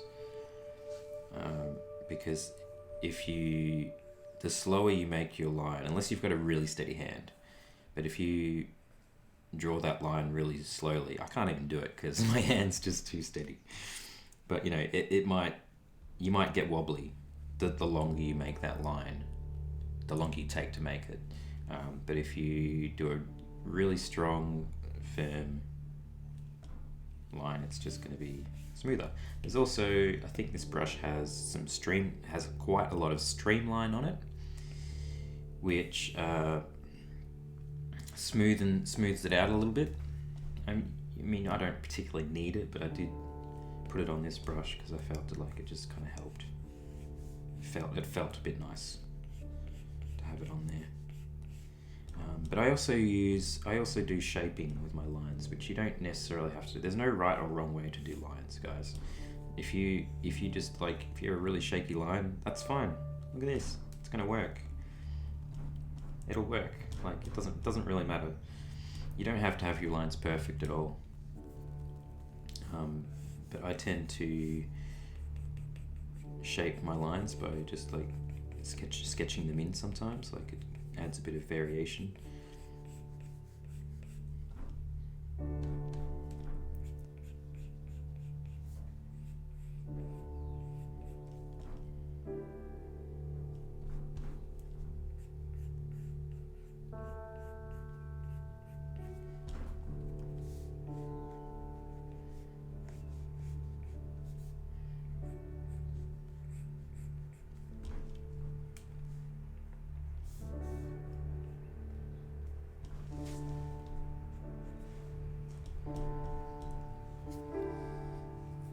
No worries, man. How long have you been working on this piece? Probably an hour and 40 minutes, I think. With some time here and there to answer some questions.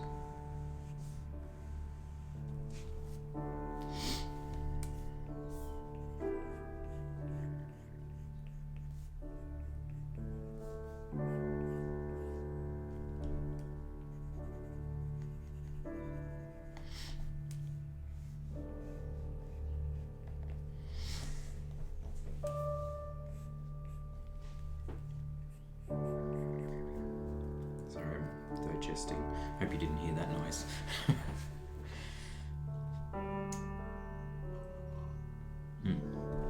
Coffee.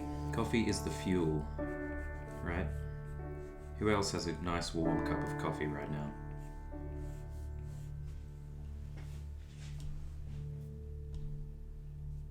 Crooked shaped head.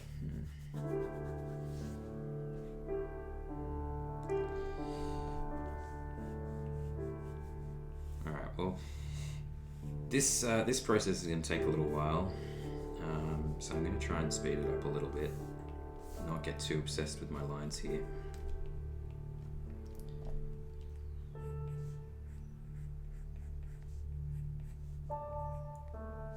If you guys want me to talk about anything specific while I'm doing this, chuck some questions in. What drawing program is this? Asks P Narcotic. This is Procreate. Yep. On an iPad. iPad Pro first generation. So it's pretty old.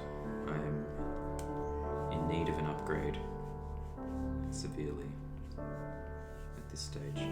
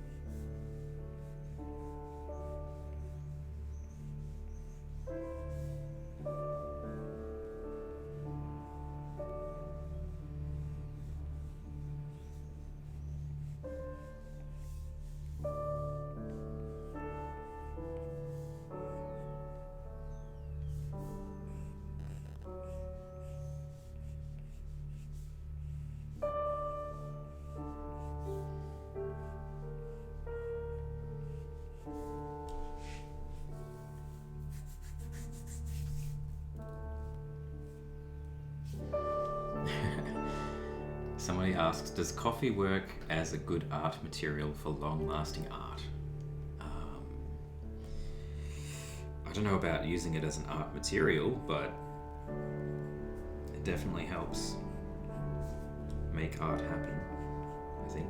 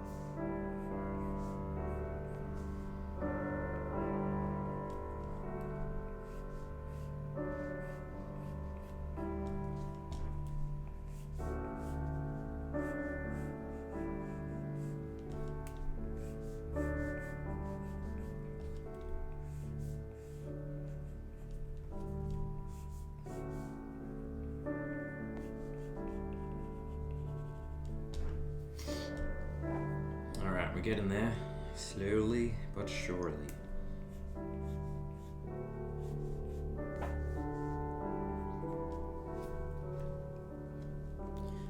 Oh, that's right. Brian's requesting again that I make him a bit fat. You can make him a little bit shoppy. He's really cute though and moody. Yes, he is. That's right. I did totally forget to make him a bit fatter. Can I change that now? Not really. I think it's too late, man. I stuffed it. He is how he is. I think it's too late. I have to redo that the line work. I don't want to have to do that.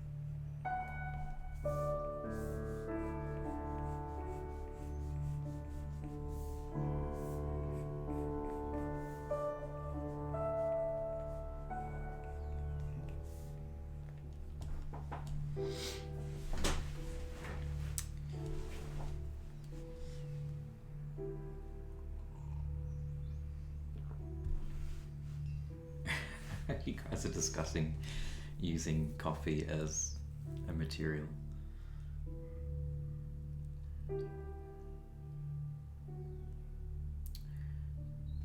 Ed and Lena says, talk about the trip to Britain. Well, it was about 2 years ago now, actually, so it's not particularly fresh in my mind, but yeah, I've been meaning to get back, as always, and it hasn't happened, and it's not going to happen now. But my trip to England, it was a whirlwind tour of craziness. We probably planned, I went with my girlfriend, my fiance, we probably planned a bit too many places to visit. We just wanted to see everything. We were only there for a month, and I needed to see a lot of family as well. And I did regret, like, I don't know, like, we just couldn't, you can't do everything when you're on holiday. You've got to make some sacrifices here and there. So I kind of regret not seeing some of my family, but it was an amazing trip. Can't wait to go back. There's heaps of things we just didn't get a chance to see. What else can I talk about the trip? I don't know.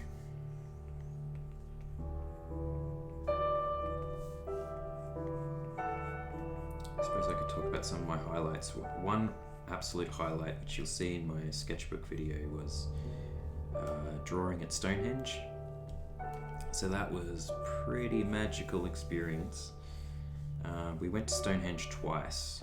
So the first time we went was it morning? Yeah, it was very, very early in the morning. And they take you out to Stonehenge in kind of groups, large groups. But yeah, so we decided, like, I've been there before, like 10, 12 years prior. So I knew how busy and crazy it can get with all the tourists and everything. And it kind of, like, when I first went to Stonehenge, and there was just, it's a very touristy place. It really is. And it kind of ruined the magic of it for me. So I knew that I wanted to try and get there at a time where there's less people, and you can pay extra money to go in with a very small group, but we couldn't really afford that. We were already spending too much money, so we decided to go in very early in the morning and be the first group out there, which we did, which was really cool, except the weather was terrible. I've got video footage of it. I should post that at some point. But the weather was just like pouring down with rain. It was insane.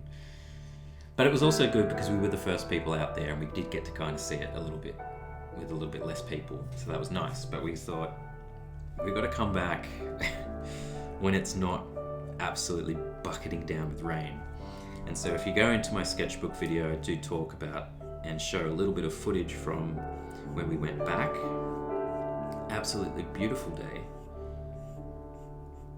And we went in the evening, so we were on that trip. We were the very last group to go and have a look, and that turned out to be the best because people have a very short attention span. I think they walk around the stones and like, oh yeah, there are a bunch of stones, and then they don't stay too long, and then they're gone. So it was really good because most people left, and because we were the last group, there wasn't any more people coming in, and we got this beautiful sunset with Stonehenge, and I managed to sit down and practically have the place to myself and do some drawing. I was never expecting an experience like that. Yeah, it was really good. Really, really, really good. Definitely the highlight of the trip, I think. Anyway, thanks for asking me that. Gave me something to talk about while I do this.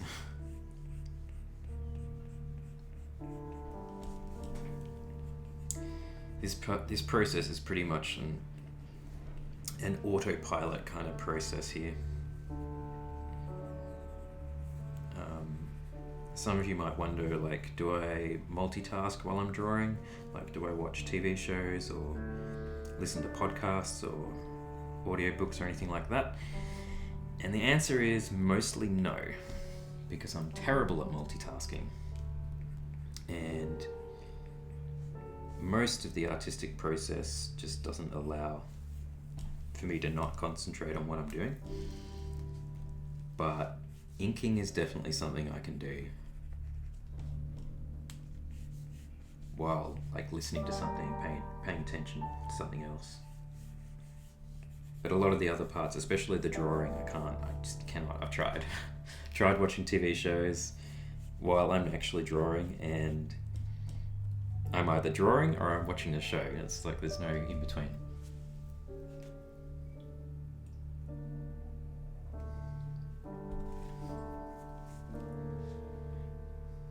Hopefully I haven't missed any questions or super chats.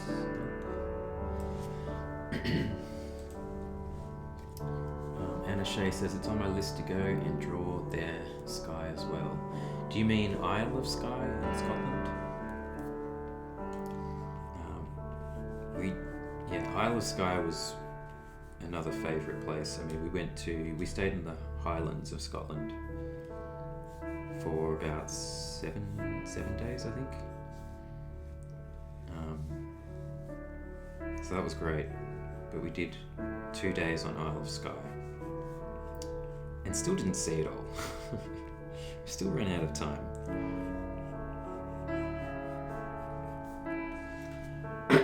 Excuse me.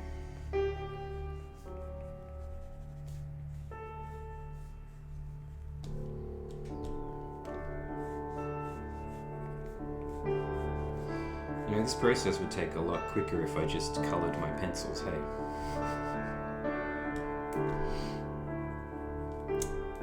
Can't do it. I'm obsessed with lines.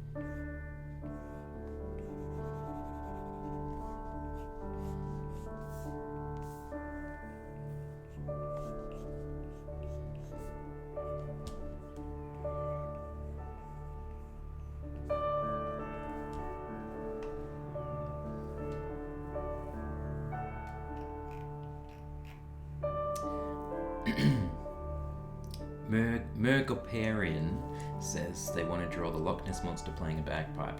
I think you should definitely do that. And post it somewhere and tag me. I want to see that. Excuse me.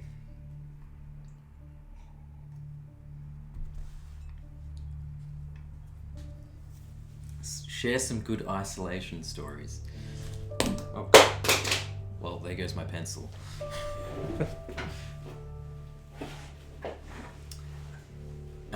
Eleanor, so glad to see you in here, my friend. Good isolation stories. Oh my god, I don't think I have any.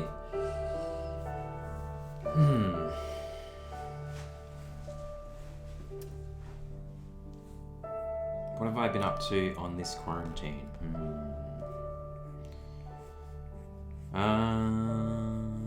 Drinking too much wine is definitely a thing I was doing for the first couple of weeks. That didn't help at all. That did not help anything. So I've had to try and cut back that. But yeah, just trying to keep busy. Like, I've got a lot of things I can be doing, and this is a great time to do it. But yeah, I also wanted to try and use this time to I don't know, give you guys something to watch. So this is why I'm doing this stream. This is why I'm doing the drawing prompts.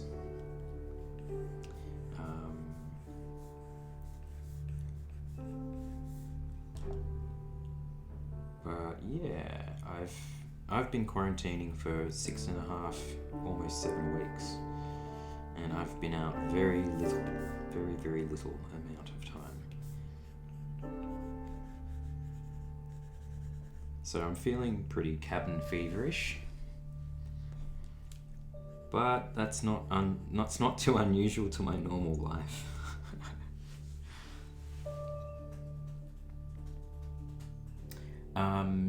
Mergoparian asks, what's the best reason to get the iPad? I think the best reason to get the iPad is definitely the fact that you can take it anywhere.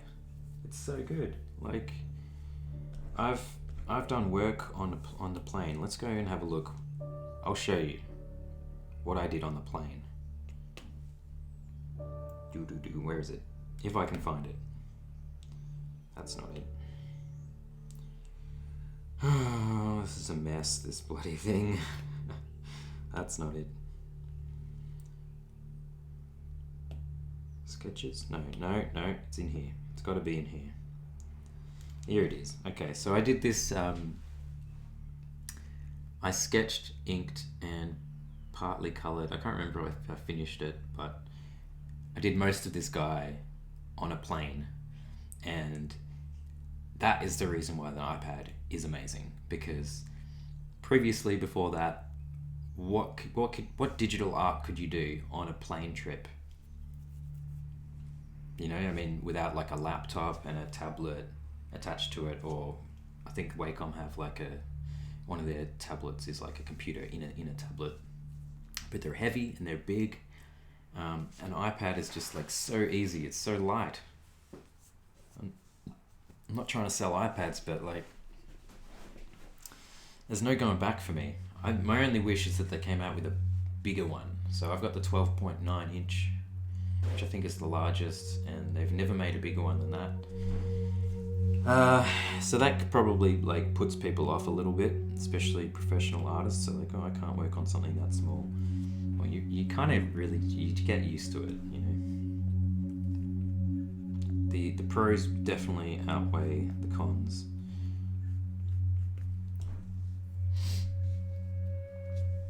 So yeah, just being able to take this anywhere. Even just like, you know, taking it to go and sit on your couch, watch TV and do some work is a big plus.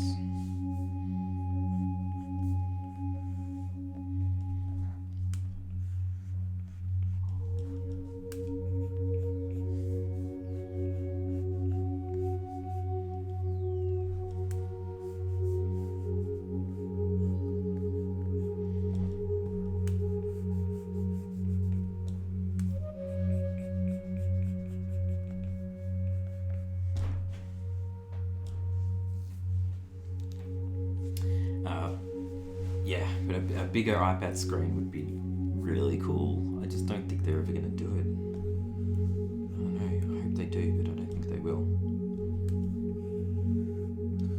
I feel like there's not, like, Apple is more about the global market, not specifically the artistic market. So I don't think they're going to focus on making a bigger screened one, because I'm not quite sure it would sell in terms of just average people who want to have an iPad.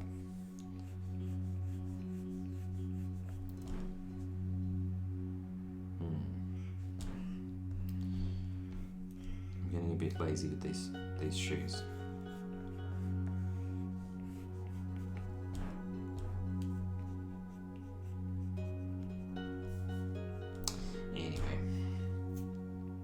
Alright, we have 3 more mushrooms to do.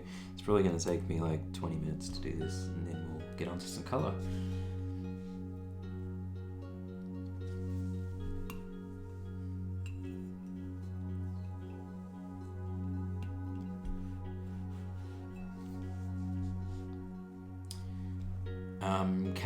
KM has mentioned something about a screen protector. I do have a screen protector on as well. It's called the Paper-like. I spoke about this last stream as well, but definitely recommend it. It just feels so much better.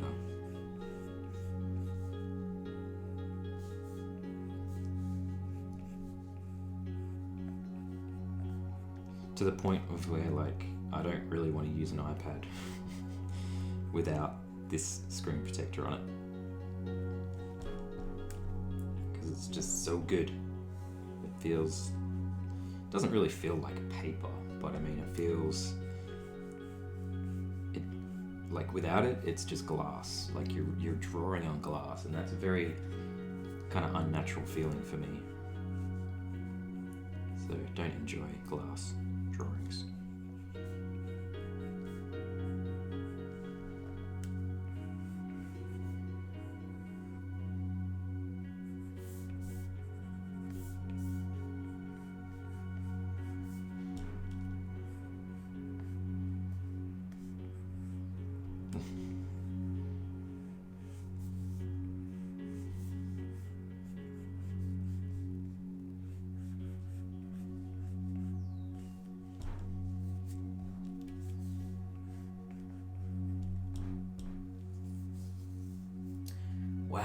It's 2:45 in the morning for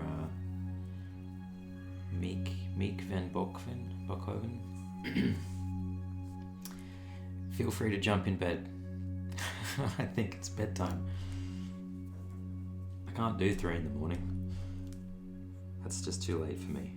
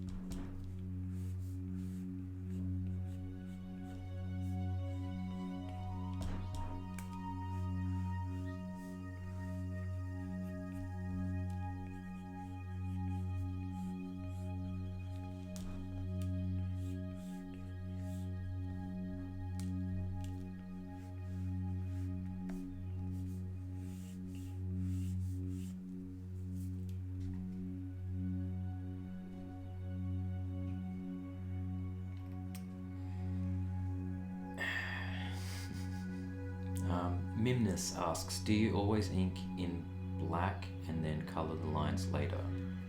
Correct, definitely do that.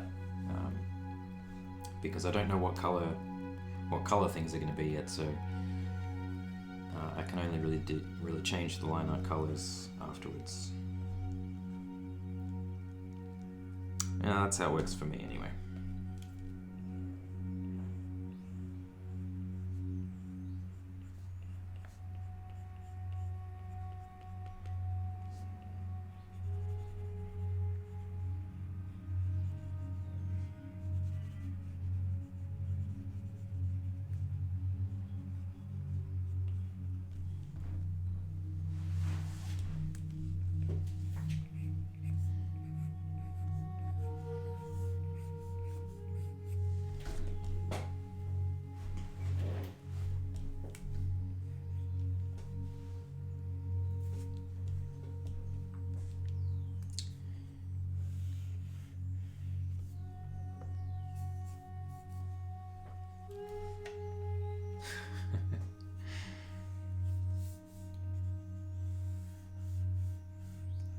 Yeah, my apologies for not talking much during this stream.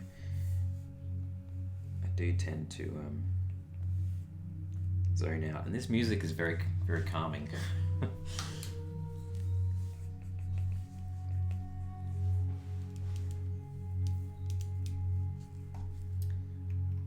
Wow, it's getting late for all you guys, huh? Where is everyone from?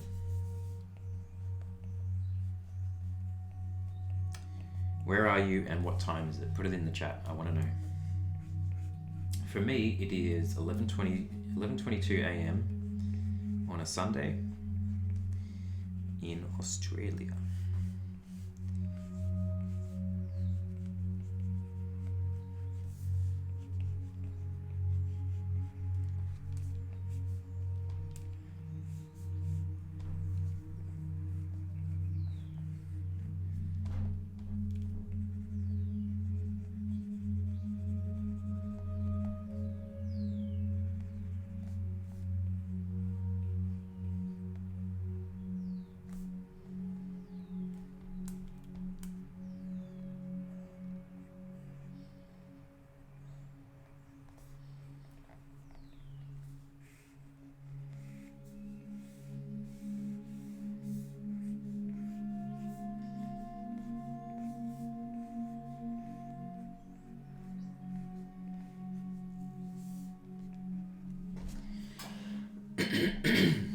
I need to cough really badly, so I'm just going to mute this.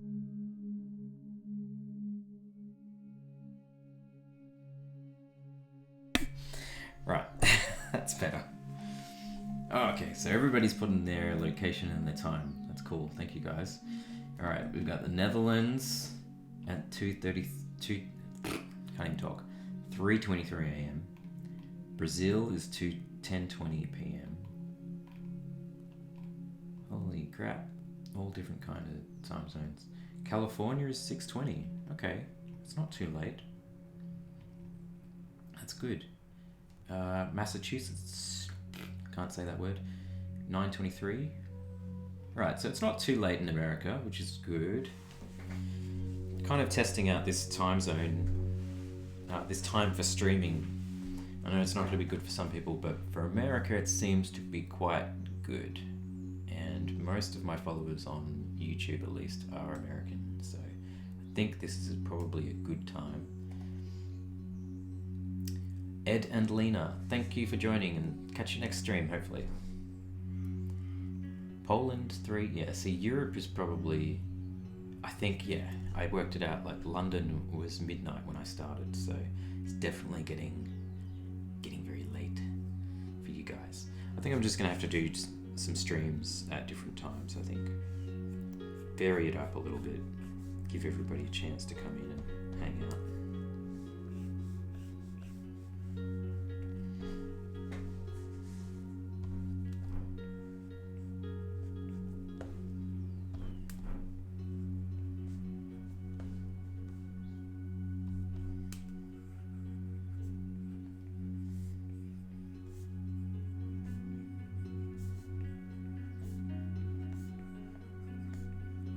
Honestly though, this inking is just taking too long, so I think we need to speed it up.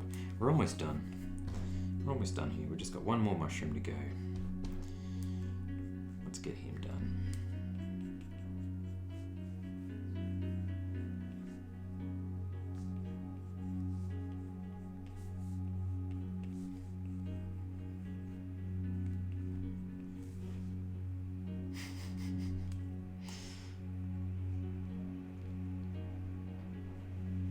Weird little vampire mushrooms.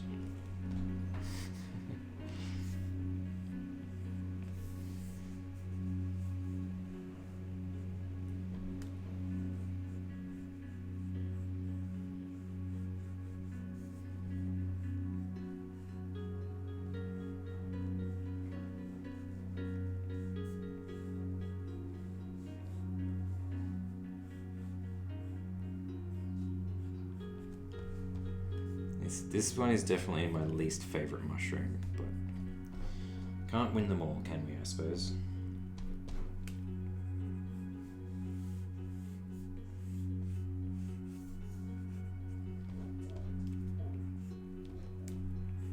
So we've got to do a little shovel in here for my friend Bo, who requested one of the mushrooms have a shovel. Akaya says you got to do it like in the middle of the day in Tasmania.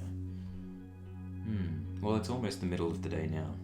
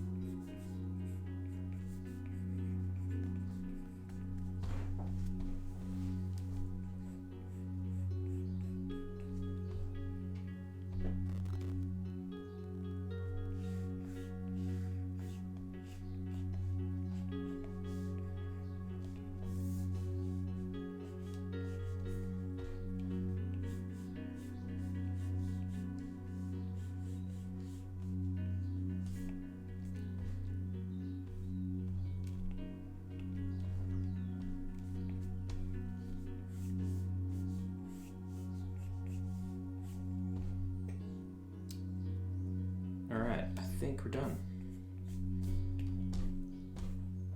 Let's just get a little signature in here somewhere.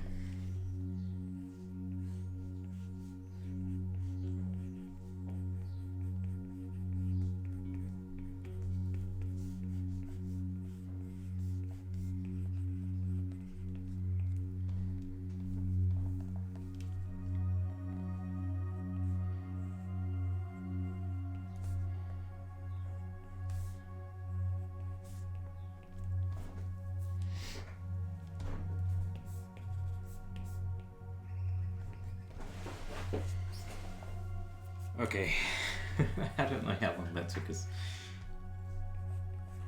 Quite a while. Just got to fix a couple of lines up. I feel like some of the line weights are a little bit off.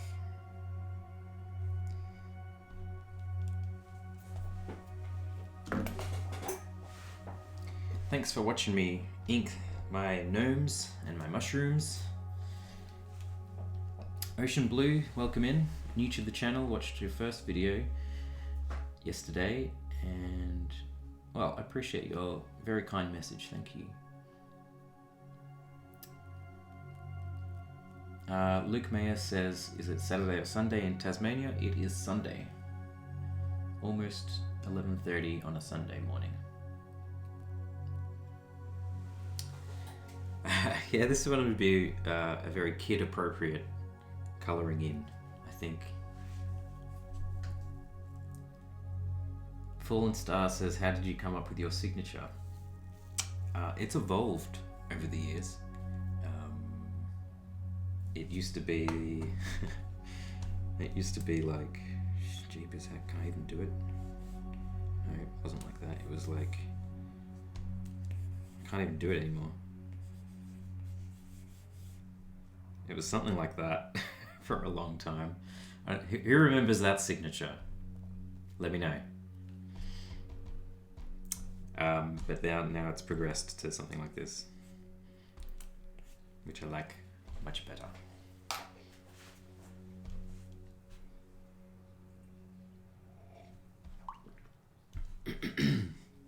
Okay, so next job is, I'm just going to get stuck right into it after I fix this line here. We need to get some flats going, so may as well get onto it right now. I'm just going to use the selection tool for this job just so that we can get it done. Because this, as you know, I always talk, this is the most tedious part of the whole process, and I hate it. So, you know, we're just going to get it done.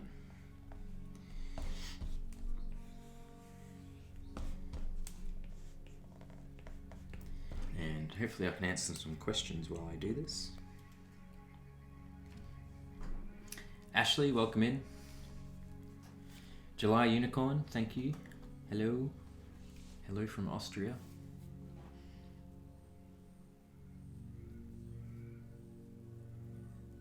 Oh, Ocean Blue, you're watching on your TV. That's so cool. I hope the stream quality is good. It seems YouTube is telling me I have an excellent connection, so I hope that's actually true.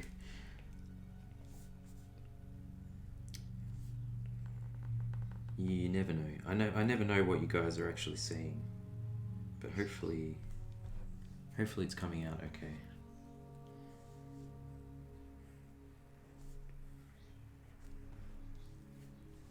Oh, Jordan Clark. This is an interesting question. What's the story on the art piece you did in the back of Dead at 17 Complete Collection? Oh my god. That's such a cool question, because that takes me back. I don't know 100% the one that you're referring to, but I think it's one of the artworks I did for Dead at 17, a comic book. Is it with the winged character at the top and then most of the main characters underneath? I think that's the one it is, maybe. I could be wrong. But anyway, if that's the one you're referring to, that probably is from around, I'm gonna guess and say 2004?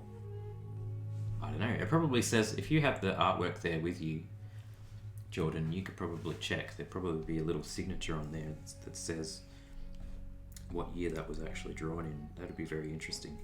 So what is the story of that artwork? Well, around that time, around 2004, I assume, I was trying to get back into comic books because I had quite a bit of a break in terms of buying comics and being inspired by comics. So I went to the comic shop and I saw a comic called Dead at 17 with this really unique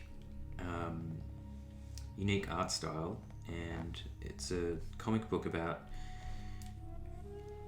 a girl who dies and comes back. I can't explain the story. I'm going to butcher it, but basically it's a zombie story. It's got zombies. It's got like cute girls kicking butt. So I'm all about that. I'm all about cute girls kicking butt and zombies. So I knew that was something that I wanted to buy. Bought it, loved it, really enjoyed it, and just did some research on the company. It was published by Viper Comics at the time, and I was working sort of professionally at the time, doing mostly magazine illustrations, and I wanted to get into comic books, and so I contacted them. I think I just drew that poster as fan art, and then probably sent it into them and just kind of introduced myself, I think.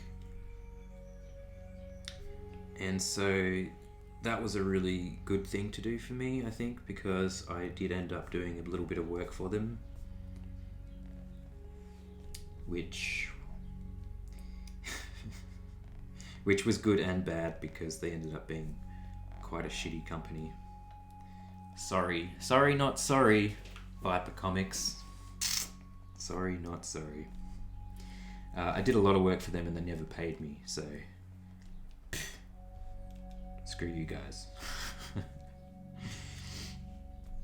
that's what happens a lot in comics, and yeah, working for them is one of the main reasons why I stopped trying to pursue comics as a job, because there's not a lot of compensation money in comics. Like, it's a very low pay rate for a lot of high amount of work, but also a lot of the indie companies can really, really screw you over. It's not the first company I was screwed over by as well. But in terms of Dead at 17, like, I really love and admire Josh Howard, who's the creator of Dead at 17. He's a really great guy. I've met him a couple of times, or once, I can't remember. But we shared, he was so kind to invite me to share his booth space at San Diego Comic-Con in 2013 with a whole bunch of other great characters. Otis Frampton, who else? Oh my gosh. Oh yeah, Otis. Who else? Oh my god, I can't remember it right now off the top of my head.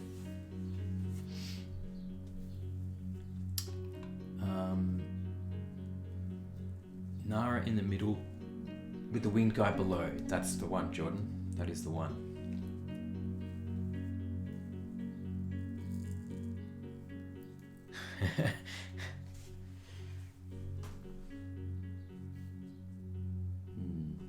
So yeah, that's the story of that artwork. If you want me to expand on any of that topic, let me know. Excuse me. All right, well, you've got that done. Let's just fill these guys in.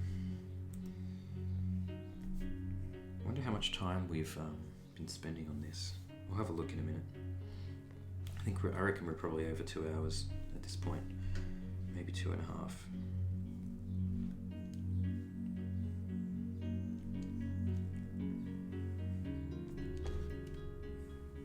Usually I wouldn't be so time focused and time orientated, but I think when I'm streaming, I'm still new to streaming to you guys, so I don't want to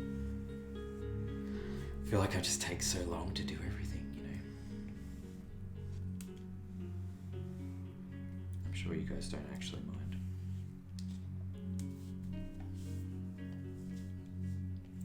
I really look forward to playing more D&D. I've only played it once, but I had a great time.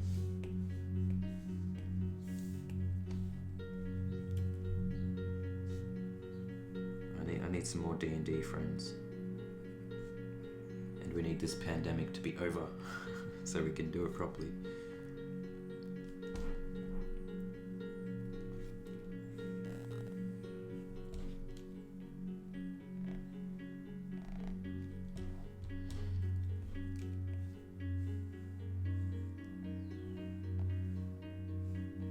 Yeah, so this is also a really tedious process, and it's extremely boring for you guys. But bear with me because we're going to get this done. And it will all be worth it.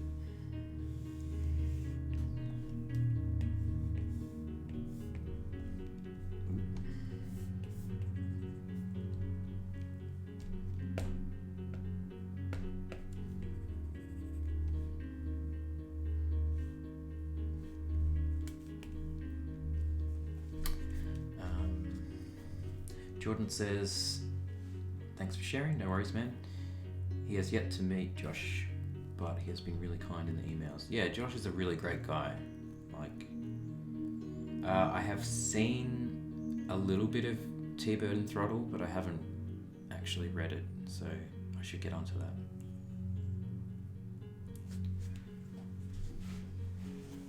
Oh, you guys want to know what kind of character I played in D&D? Oh my god. I probably can't really remember too much in great detail, but it was just a quick, I say in quotation marks, a quick campaign. It was the Stranger Things campaign. So a little bit different, but also kind of, it was still classic kind of D&D really. Just with a little bit of Stranger Things kind of references and whatnot. But I played a dwarf bard, and yes, I did use some voices here and there. I actually really enjoyed making stupid voices, so I'm all about that, and I do not apologize for that at all.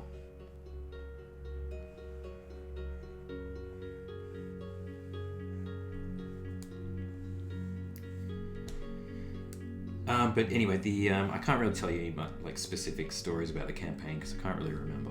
But we played for 12 hours. I think we started at like lunchtime, 12 o'clock, and then we went to midnight.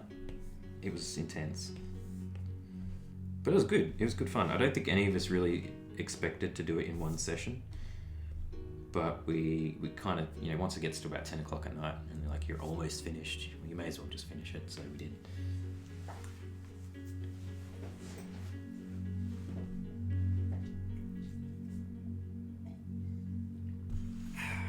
Alright. What I'm going to do now is a little bit of a technical, tricky thing so that I don't mess things up later on. Still sort of experimenting with my process.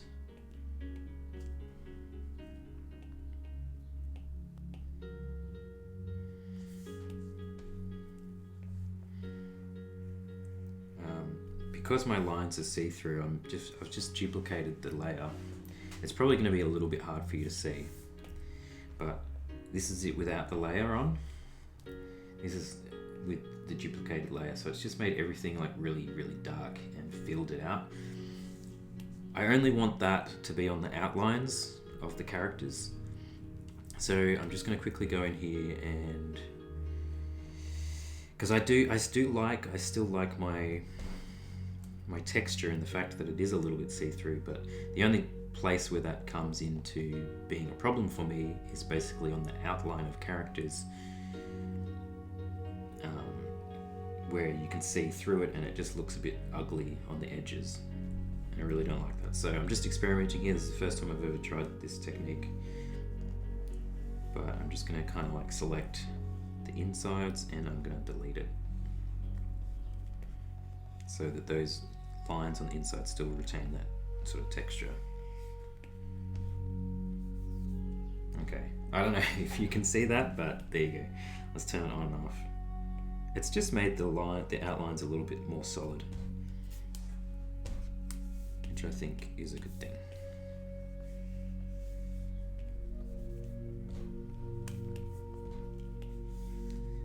And that will help when we color stuff.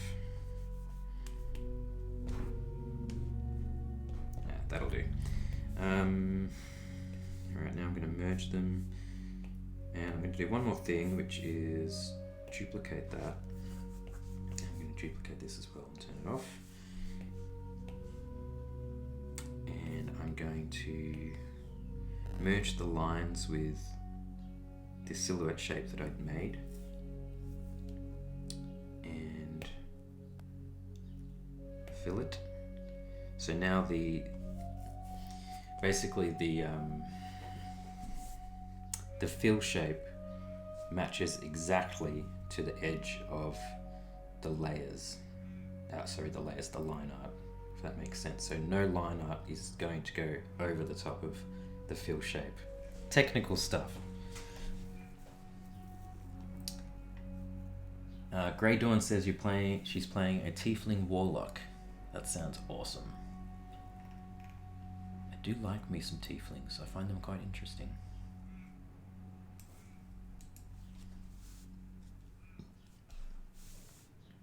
Alright. I think we're good to go.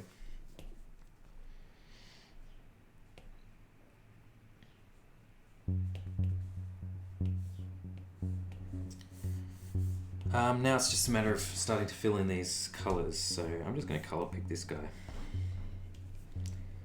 Why not?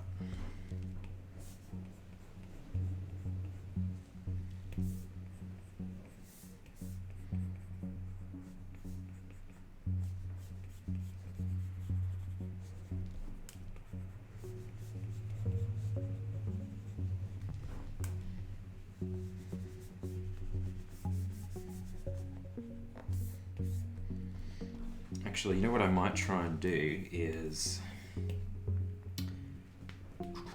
if this is going to work, I'm not sure, but we can try. I'm going to set the line art as reference, a reference layer, and I'll come back down here and see if I can just color drop. So using color drop is kind of like the paint bucket in Photoshop. Hey Jordan, no worries man. It gives me something to talk about while I do it, so. It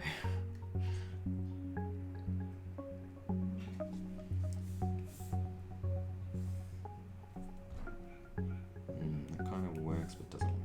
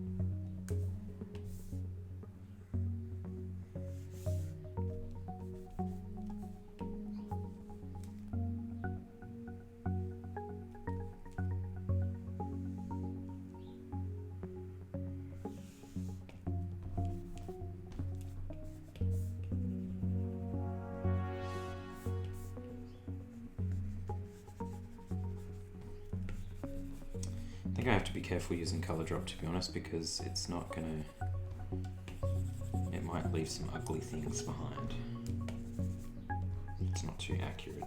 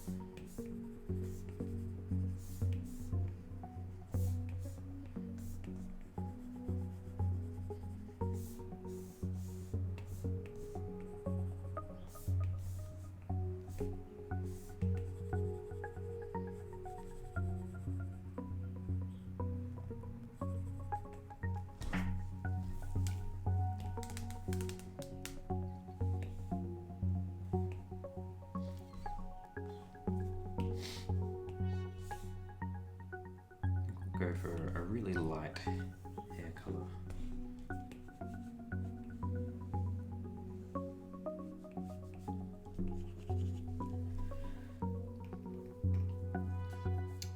Luke is exactly correct. Super Nerd asks, why do you put all grey first and not just colour it? Because I'm using the grey as a clipping mask, and it's actually clipping everything, including the line art now. And the reason for that is because I can jump in here, make a new clipping mask on top of everything, grab say an airbrush, and just do some crazy effects over everything. Do you know what I mean? And then you can you can adjust the colors, and it adjusts everything at once. So it's very handy for me to have a clipping mask.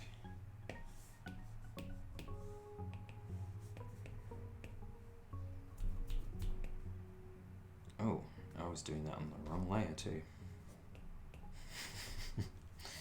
Poor form. Oh, fuck. Excuse my language.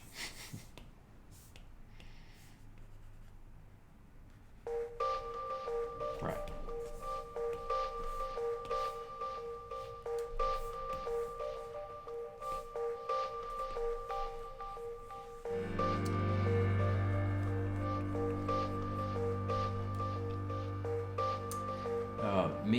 Meek Van Bockhoven, thanks for coming in, and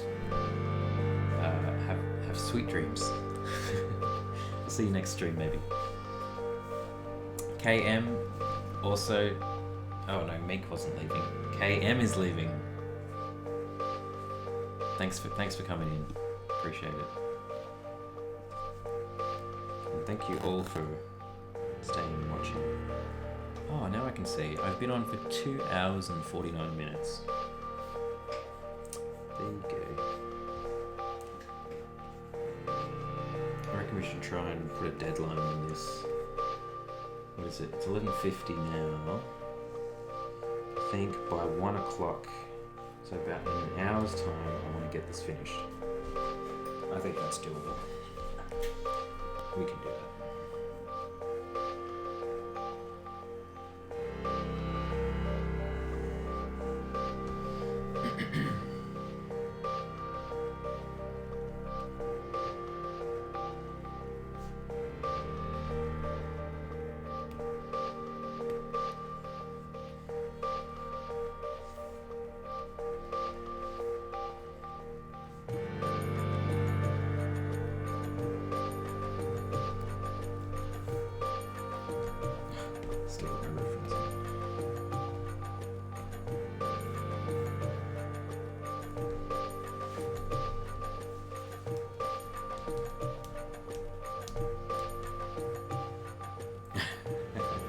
Luke Mayer, I'm going to say your name just to make you happy. Oh, Micah. Okay, Micah Van Bockhoven. There you go.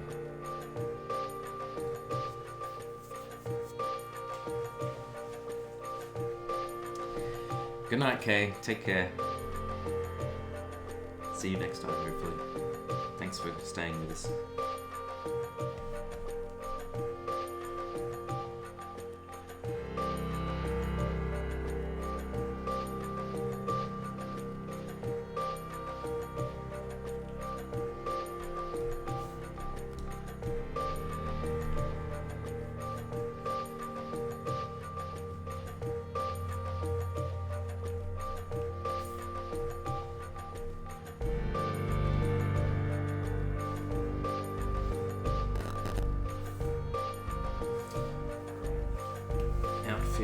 Is kind of green.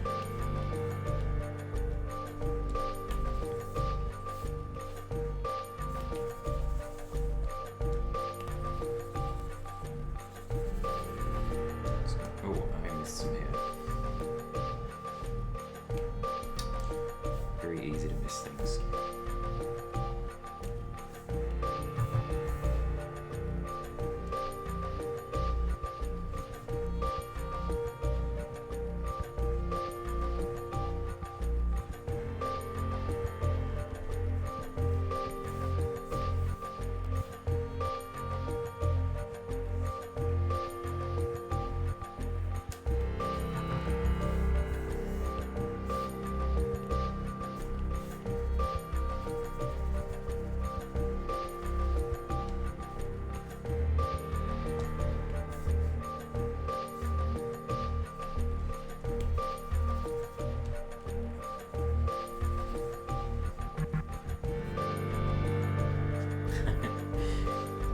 Born Again Creations says he's like a wild, tiny Santa right now.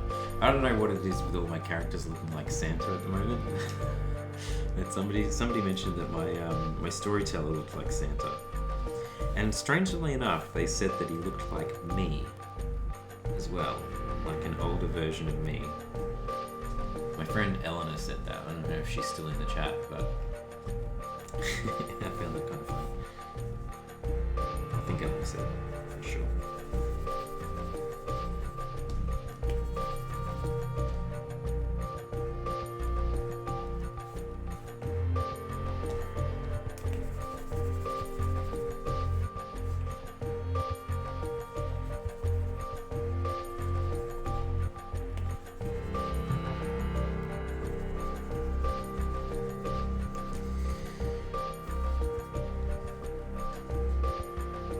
Thomas Leverage says, do you have a playlist with all your music you listen to? I do have some playlists on Spotify. I'm not sure if they're set to public or not, but yeah, maybe I'll have a look at that and see if I can open it up to you guys. Oh, Alvaro Fuentes. I'm so terrible at pronouncing names. I'm really bad. Alvaro is from Melbourne. Hey man. Welcome in. Melbourne is technically my hometown, sort of. I didn't grow up in Melbourne. I grew up down the peninsula, let's put it that way.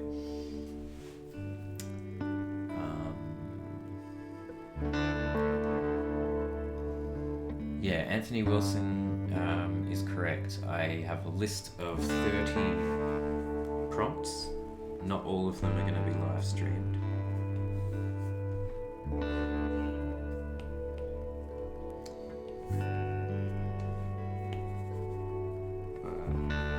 Hopefully a fair amount of them. Those teeth are too dark. What's going on here?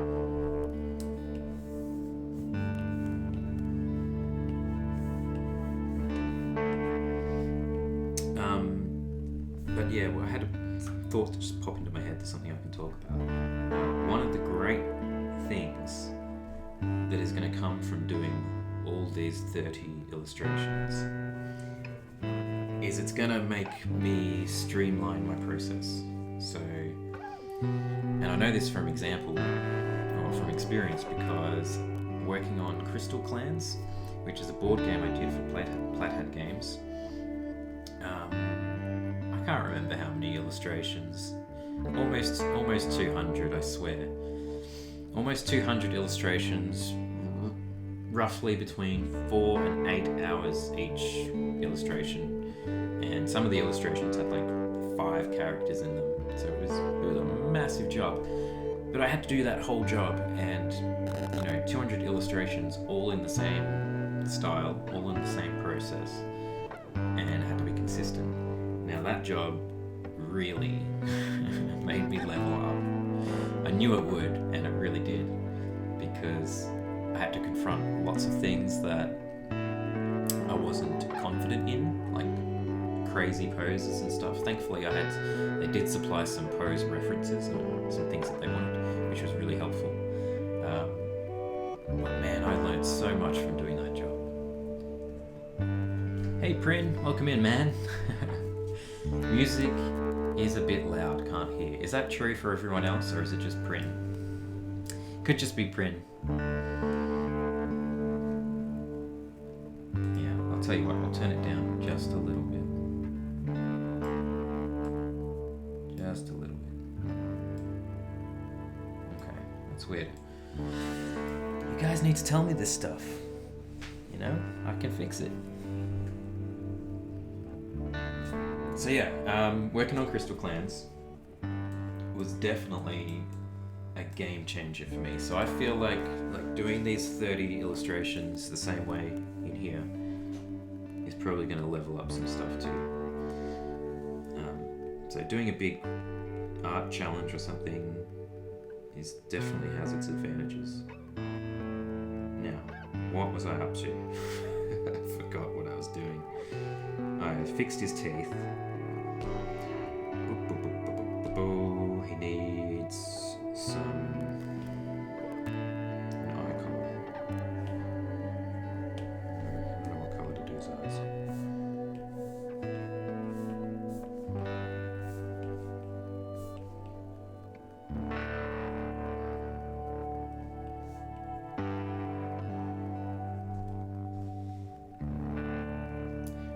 Everybody's saying the music is a bit too loud. I hope it's been fixed now. Let's just change the song. Maybe it's the song.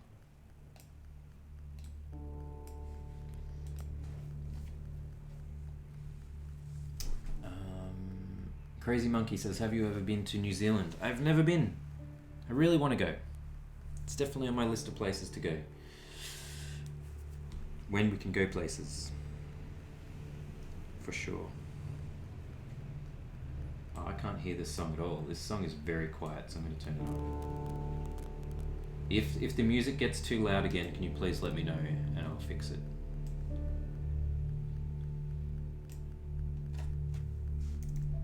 Alright. I don't think that eye color is going to work for me. That's going to have to change. Definitely blue.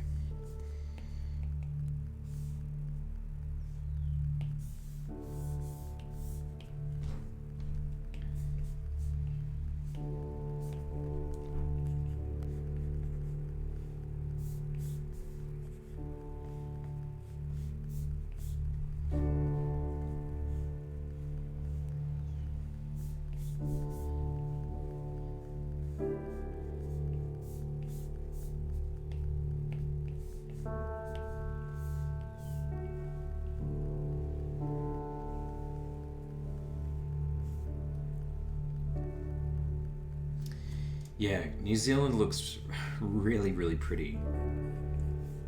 So I can't wait to visit one day. And I'd like to do a convention there as well.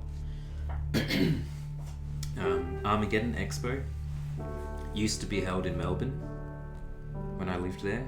So I've done quite a few Armageddon Expos, and they're a New Zealand show primarily, so I definitely would love to do that. And then get to meet some of you guys from New Zealand, that'd be sweet. Obviously do all the touristy things. Arindom asks, how long do you take to complete a piece like this? Well, let's have a look. We're probably going to be on about 3.5 hours, I reckon, for this one. It's a little one though.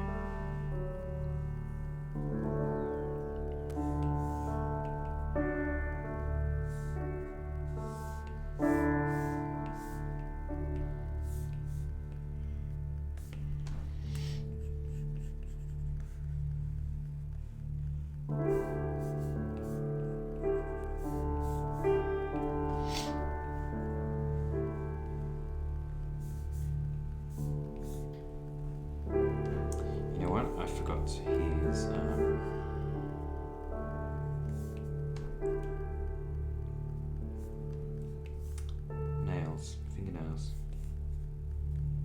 That's better.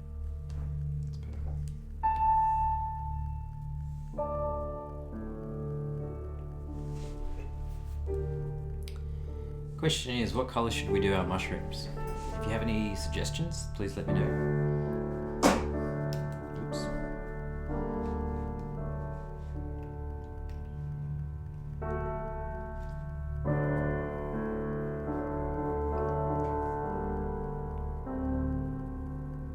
Alright, while you guys are thinking about what color my mushrooms should be, I am going to start adjusting some colors,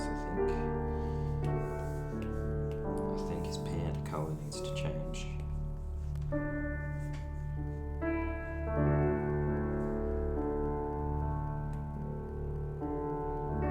Yeah, like that a bit.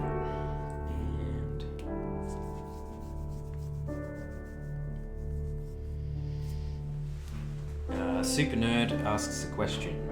Any tips for someone who's starting drawing and wants to get good? The only way you're going to get good is by draw and draw a lot. There's no quick solution for how to get good. There's no one tip I could tell you that's going to make you good, except to just draw and just keep drawing. Don't stop. It's the only way. If you have more specific questions. Then maybe I can give a more specific answer, but it's the simplest answer I can give to that.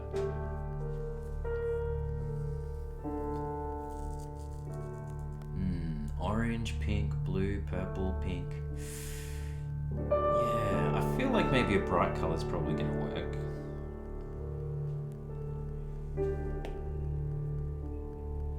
Let's see what we can do. Oops, not like that though. Alright, I'm just going to select out these mushrooms.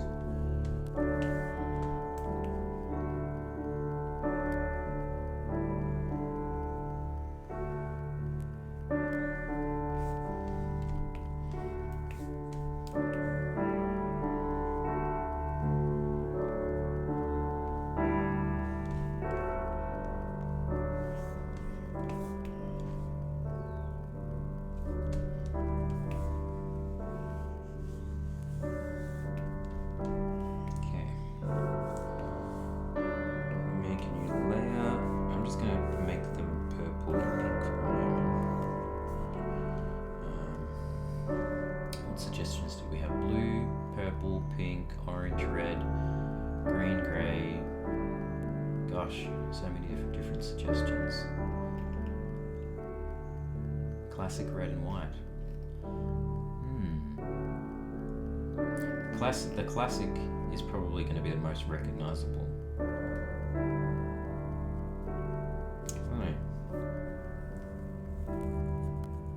Jordan, thank you so much for hanging out with us for 3 hours, man. I really appreciate it. And thanks for chucking those questions too.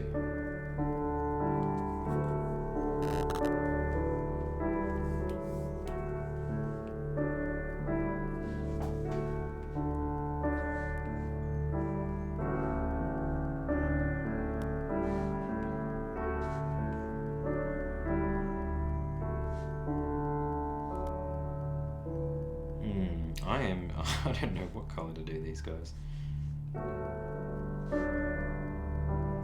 Just going to leave them like that for the moment. We'll come back to them. Or maybe I could just see what they look like with red tops real quick.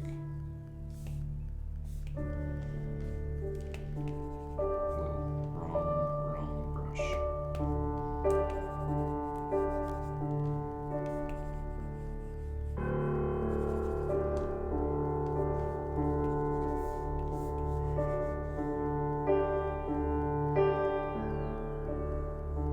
Originally, yeah, I was thinking a bright colour, but I just want to really quickly have a look to see what this looks like with a more classic mushroom look. I can't remember what kind of mushroom this is, but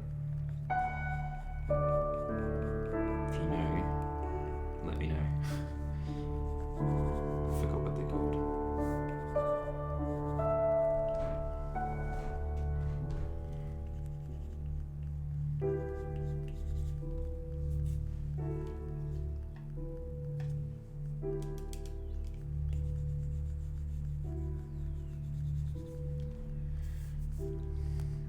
Martin asks, any tips on how to find motivation to actually practice and draw on days you feel down and out? That's hard because I still struggle with that, you know. I think for me, the only thing that really works is to literally force myself to sit down. Like, because when I'm in a down and out mood like that, the biggest challenge for me is actually going to do anything. Like just being present. Do you know what I mean? Like, sit down with your sketchbook or whatever, pencil in hand, and just start doing something. That's the hardest challenge. But just even if you're really, really, really not feeling it, you know, either don't do it. Or just force yourself to start something. It's really hard, man. There's no solution to that. It's just forcing yourself.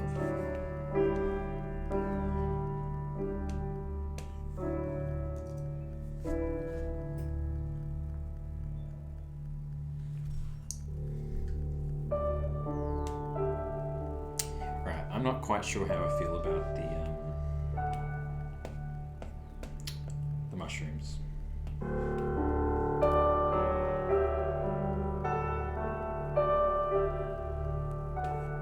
Yeah. Oops.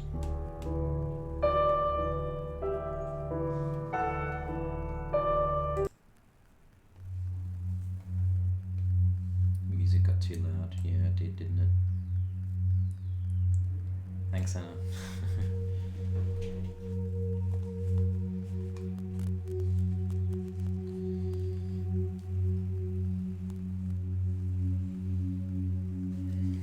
Alright.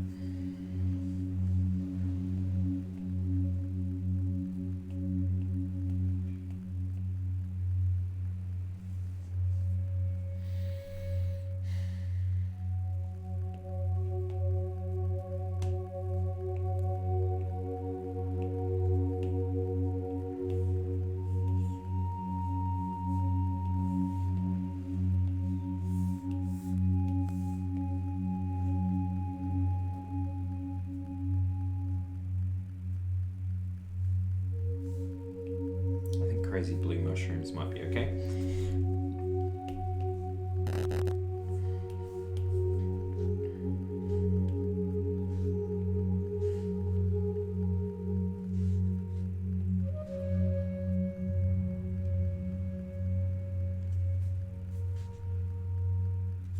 Alright, I think I've stuffed around too long, so let's get in and change some line colours. And then we'll start rendering.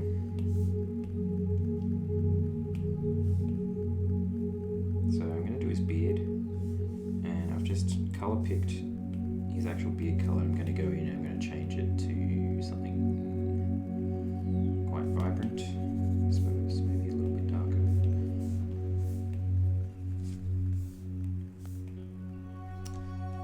And we're just going to start filling these lines in.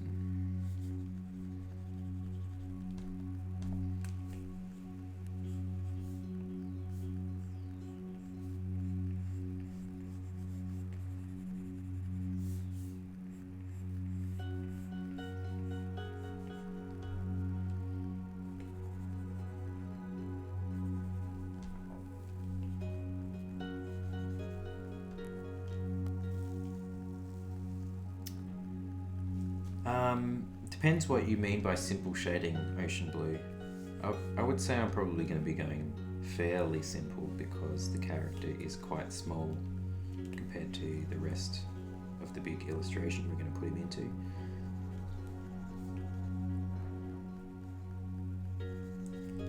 So I shouldn't, like I keep saying, I just got to keep it I've got to try and keep things simple as much as I can anyway.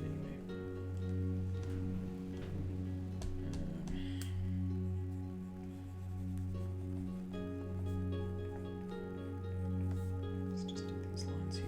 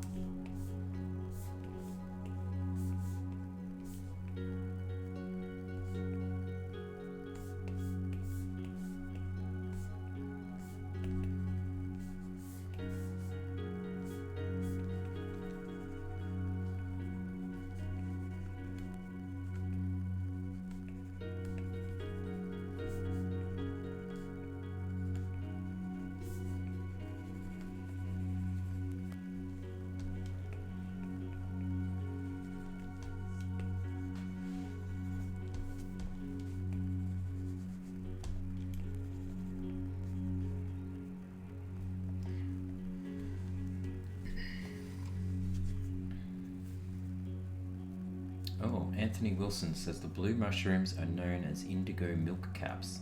They have a dark blue underside.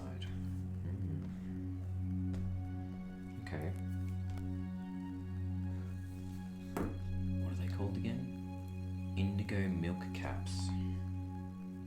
I'm curious.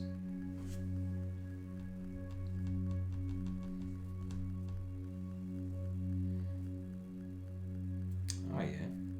Hey, pretty cool. Wow. They're amazing. I love these little creepy textures on them too. Yeah, I really like that. So they're kind of light and then dark underneath.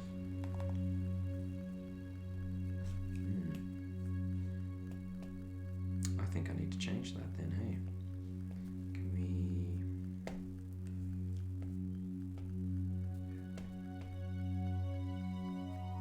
that didn't really work, but... let's merge that down.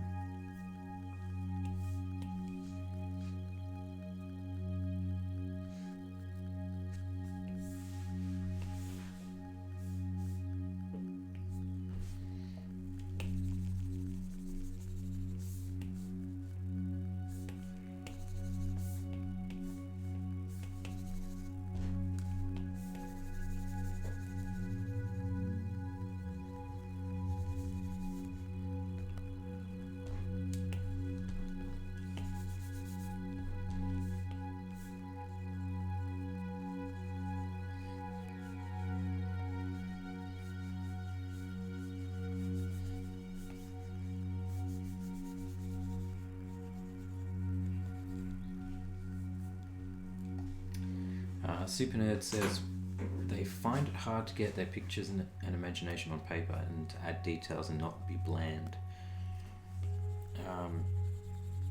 You're probably being a bit too critical of yourself, which is very easy to do.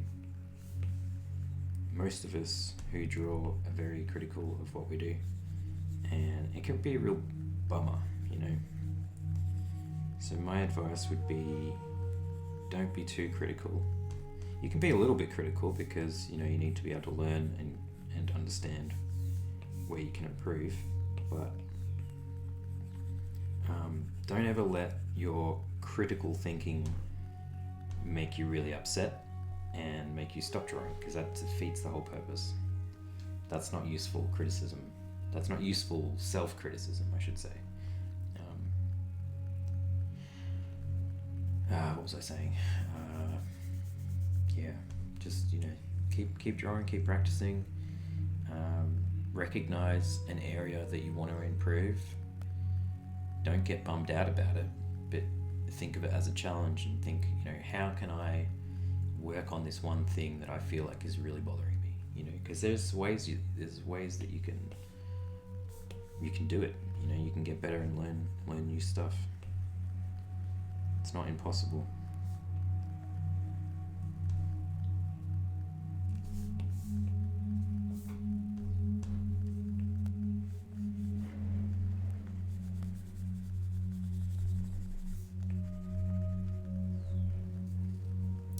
Jennifer Watson asks, will I do more sketchbook videos? Definitely. I have a little note on my whiteboard to do one. So the next one I'm going to do is going a little bit back in time. I'm trying to think of what year it was. I think they're probably about 2016 sketchbooks. It's a bit different to the ones that I've already shown. But I think it should be interesting to show you guys where I've come from. The problem is it gets worse. I mean, this next video, 2016-ish kind of sketchbooks, is not too bad. Like, you can definitely be able to see an improvement on my newer stuff, but I still don't think it's too bad. But once you start going back and back and back, oh boy, it gets bad. Real bad. Unfortunately. I just didn't have a very good work ethic for a long time, and especially when it came to sketchbooks. So a lot of my really old sketchbooks are like half filled. Not too fun to look at, but I probably will show them as well, just because I think it might be useful for people to see, you know, that we're all crap at some point. You know,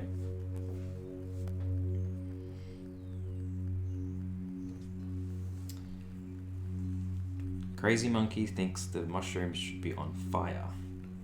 That's interesting. A fire mushroom. I don't think that's going to work for this one, but I do like the idea of it. A fire mushroom. That's a really cool, interesting visual I've got now. Thank you.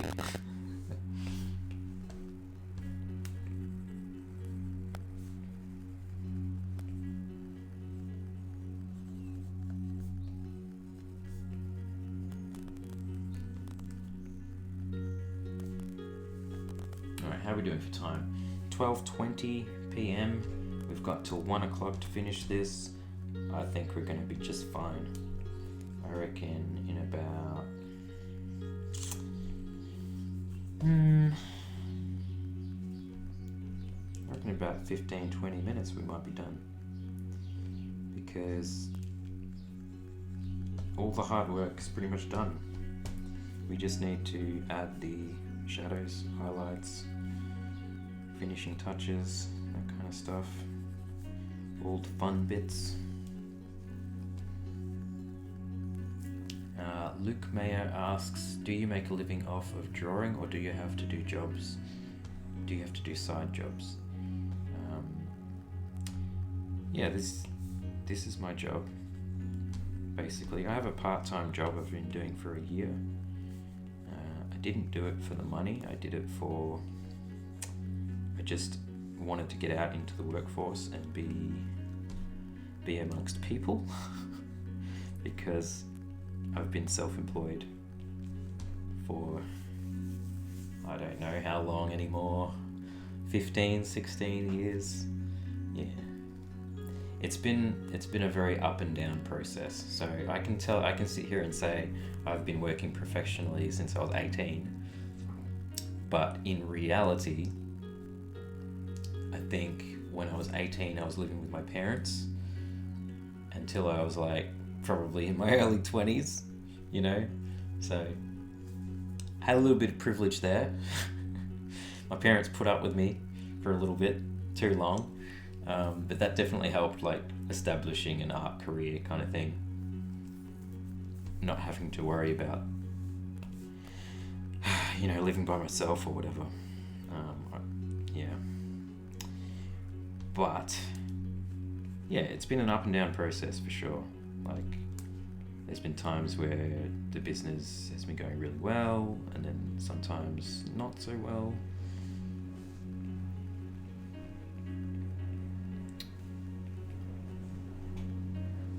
But I feel like it's been going pretty good lately.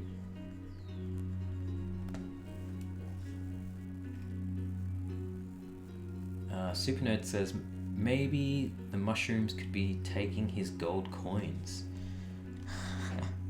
That's cool, you know, because I didn't put too much thought into this. I just decided I'm just going to have these mushrooms attacking this dude. Gold coins, I kind of like that. I'm not quite sure how I'm going to manage it, but let's just see if we can chuck it in here real quick.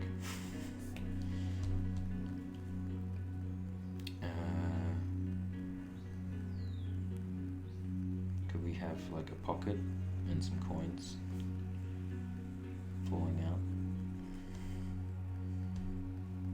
I think they kind of want to eat him, to be honest, so maybe this idea is not going to work. They're hungry. They want to eat this guy. I don't know why he has a shovel. I don't even know if my friend Bo is still in here watching, but he suggested that he has a shovel, and now he has a shovel, and I don't know why.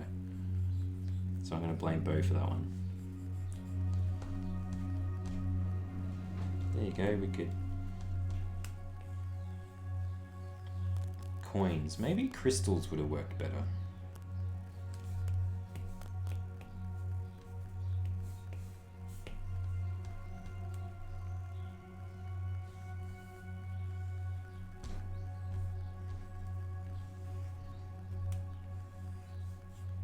Anyway, I might not go with this, but I just wanted to have a quick look.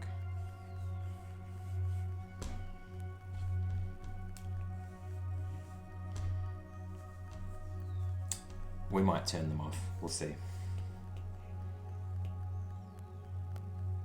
Probably not. I think it just makes it too busy, to be honest. I think I gotta keep it simple, so I'm just gonna leave it. Alright. Mushrooms, we're almost done with these. Let's just add a bit more spots.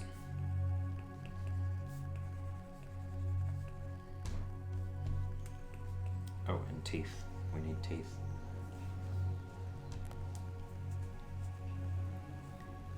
You want me to keep streaming, Luke? Luke, where are you from, man? Are you Australian? You can't be American because surely all the Americans are going to be going to bed soon, right?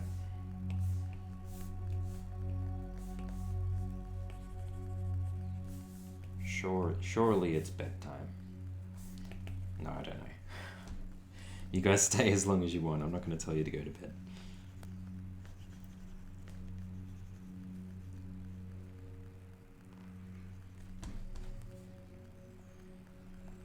But we won't be too much longer. I'm not going to rush it though. We should try and do a good job. No point in rushing this.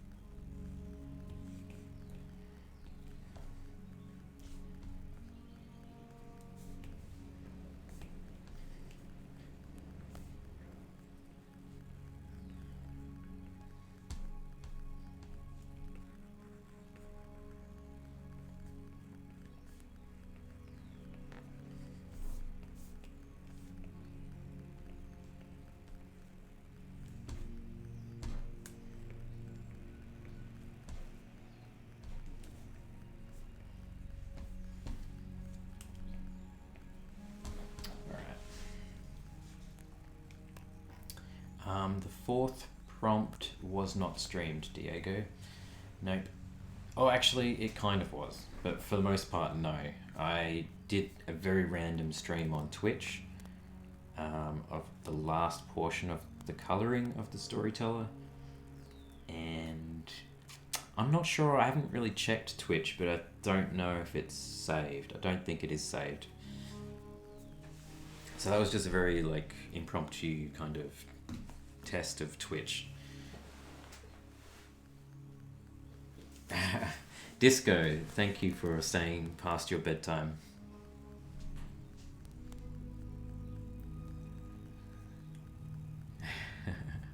No, Super Nerd, I appreciate the ideas, I really do.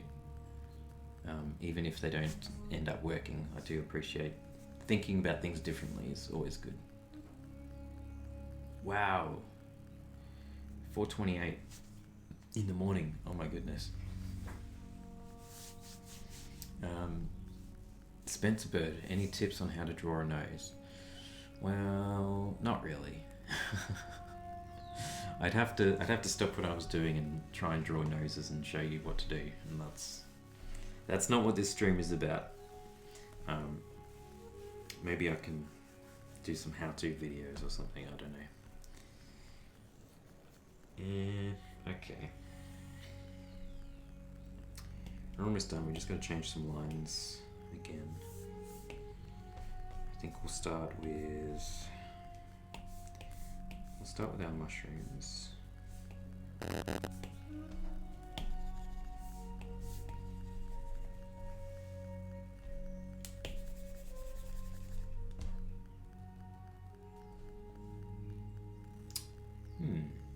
I wonder if I should keep the black border of the mushrooms and just do the insides.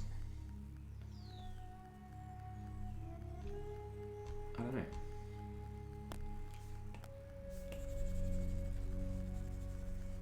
I might do all of them. We'll colour all the lines except for the eyes and the facial features. Let's see what that looks like.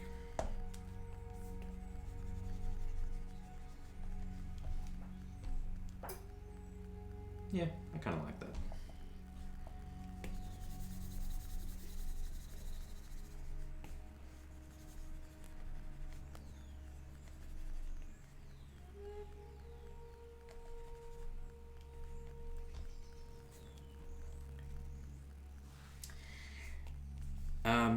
As for keeping these live streams saved on YouTube, I haven't fully decided, but for the moment they're going to be saved and they're going to still be here. So you can go back and rewatch the last two that I've done. So I think there was the gnome and the fire elemental, which should be available.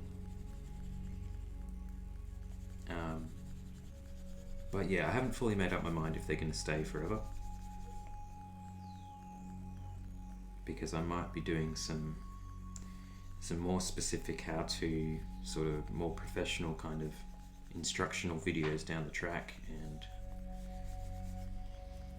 I didn't really intend to be doing a stream like explaining everything how I was working. That's kind of what I've ended up doing, is like talking about my process as I'm doing it without really meaning to. And I don't want to take away from the more professional kind of instructional videos that I plan to do. So I don't know, I'll think about it.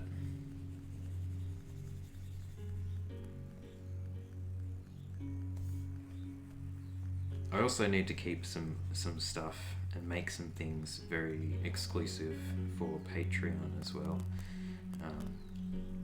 who are kindly supporting me.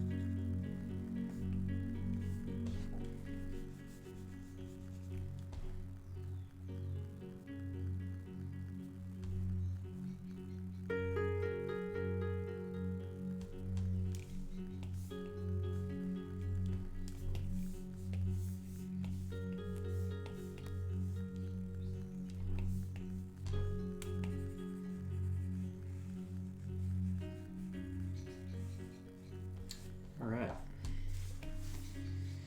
Almost there.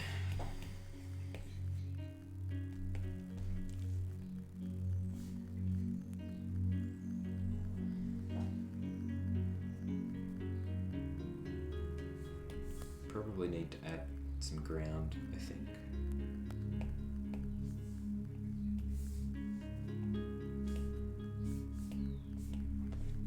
This looks a bit weird without something.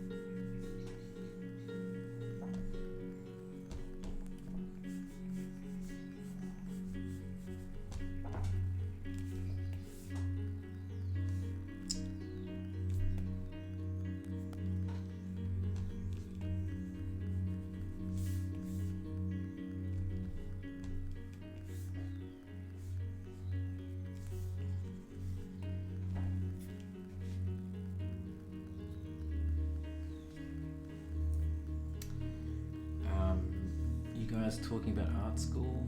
I'm not sure. Dancing Drake has mentioned art school.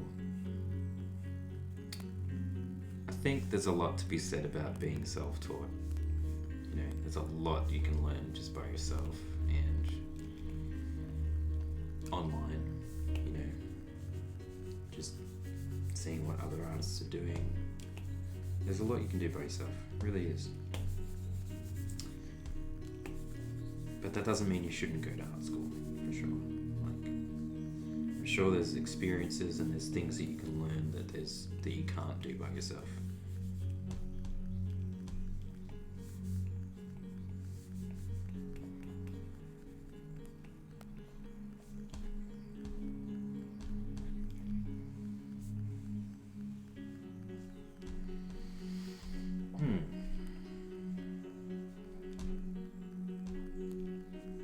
Okay.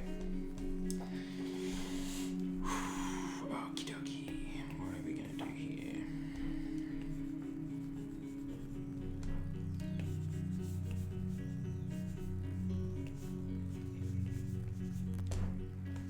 Alright. I think we're pretty much good now. I think we need to add some shadows. And let's get rid of our little friend here. I don't think we need him anymore. I think he can go away. Goodbye.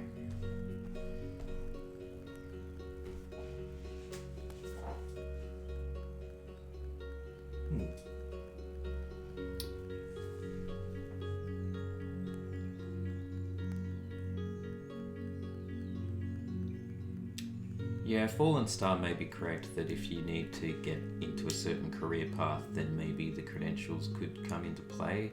But I also feel like if your work is good enough, if your work isn't impressive enough, I don't think those credentials are 100% necessary. But that's just my opinion. But I haven't really worked for many like studios or companies or anything like that, so.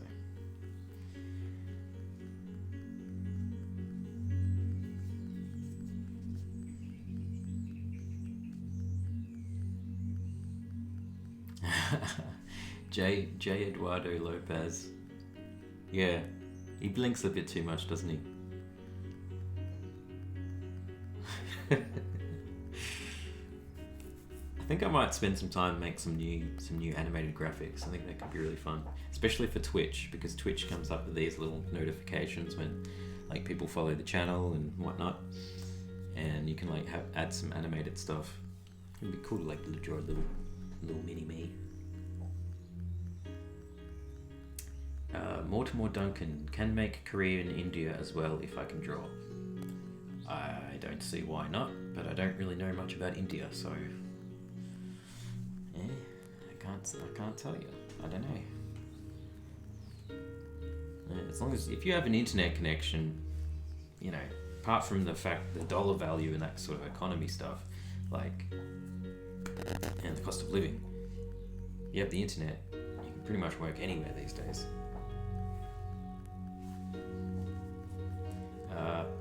Do you ship prints worldwide? I do, yes. The shipping is quite expensive. Sure, if anyone's been to my store and bought prints and books and stuff, you guys know that the shipping is ridiculous. And you can blame Australia Post for that, because that's just what they charge us. If we could make it cheaper, we would, but we would be losing out of our own income, and that's not really fair. Who knows, hopefully one day our postal system will get better. Alright, let's move on. Actually, I'm going to have a quick break, refill my drink, and then we're going to finish this up. Not going to be very long, guys. It's just a very quick bathroom break and whatnot. And then we're going to add some shadows and some highlights. And let's do it. So again, thank you so much for staying with us. I think maximum viewers, we had about 300 at our peak time, and now we're down to 190, but that is still a lot of people. So I freaking love you guys. Thank you so much for being here with me and watching me do this. Gonna get up, walk around. It's very important, people, to get up and walk around, because you shouldn't be sitting anywhere for 3 or 4 hours without having a stretch and a break. So that is what I'm going to do. I encourage you to do the same, and I will be back in just a couple of minutes. It won't be very long.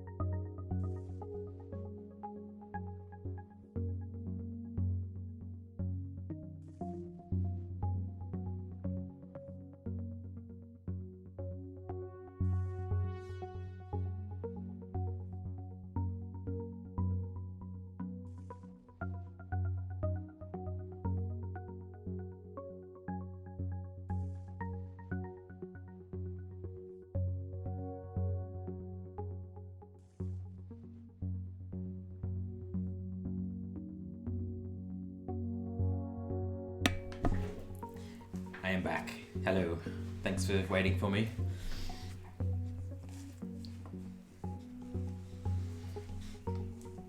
We have M&Ms.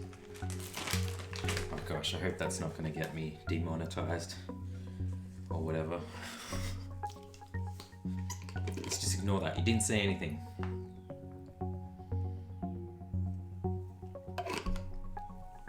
Alright.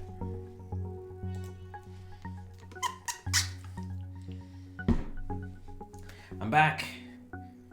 Thanks for waiting, Julia, and all the other people. Crazy Monkey, J. Eduardo, Diego, Danny, all you peoples.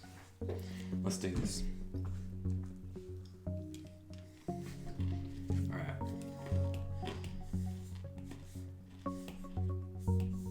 Time to add some shadows.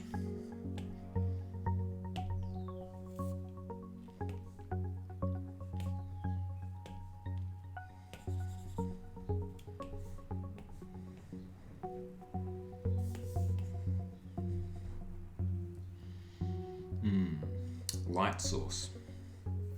I'm not sure what my light source is going to be. Might just adjust this ground a little bit.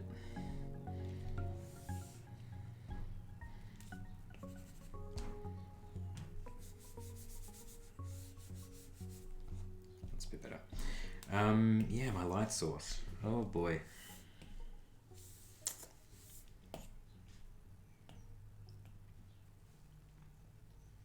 Let's do this old trick. We'll save this and we'll add it to the main drawing and just have a look what we're doing.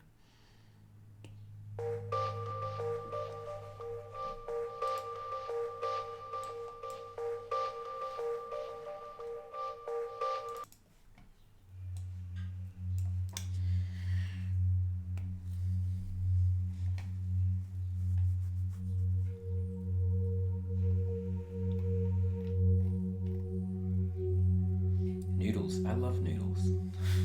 Don't tell me noodles are bad. You know you're only allowed to buy 2 packets of noodles here at the moment. It's so annoying. Do you know how quickly 2 packets of noodles go? Like, really? It's just not enough noodles. Alright, you guys ready for this? We're not finished, but it's going to be exciting anyway. What is that? I don't know what that is. I'm going to delete that layer, but I don't know what it is. Alright,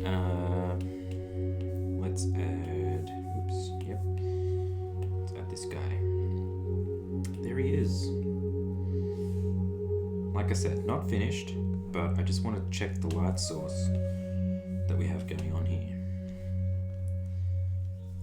He's massive. He's a giant garden gnome.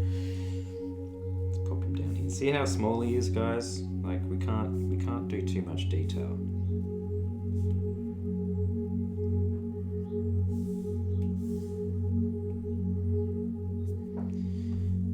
Okay. He's probably should have a little bit of a glow from the fire, I think, so that he at least matches the girl next to him. But not too much. So let's keep that in mind.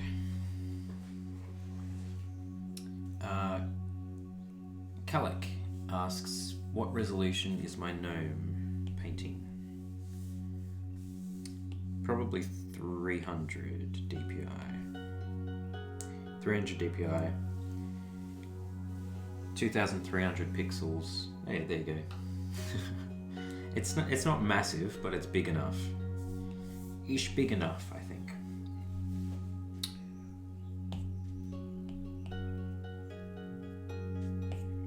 Alright, back to what we were doing, which is our shadows. In fact, I might actually go in and do the highlights first, actually. So we'll make a new clipping mask and we'll put it to add. We'll grab a vague fire color.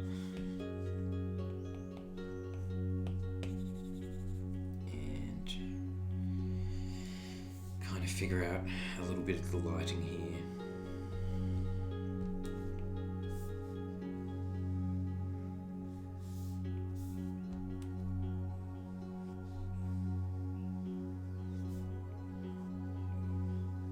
See, now the great thing about this is because I put in the effort early on and did a bit of weird things with my layers and my line art and stuff, is now that I've got this clipping mask, I can go over every bit, and it's actually worked. Like, it's actually quite a nice clean outline, as I was having trouble previously. So I'm quite happy with that. It's not too bad.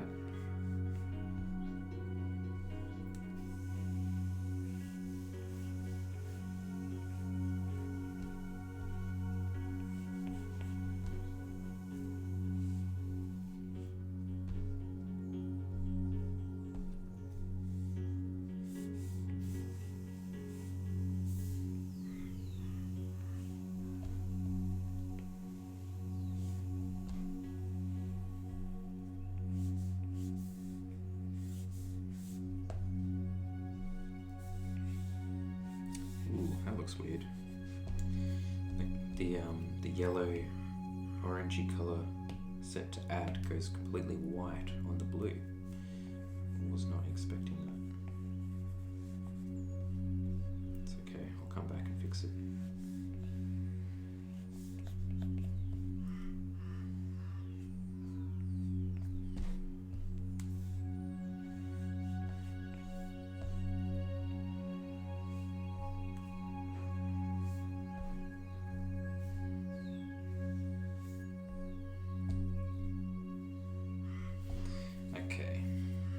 I think that might be it,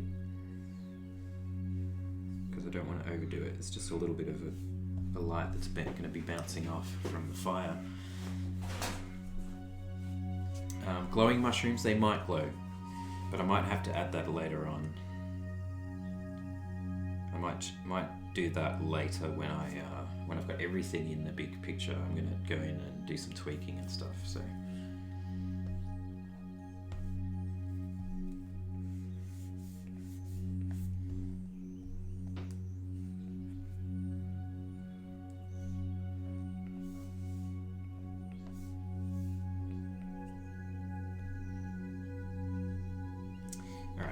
That'll do.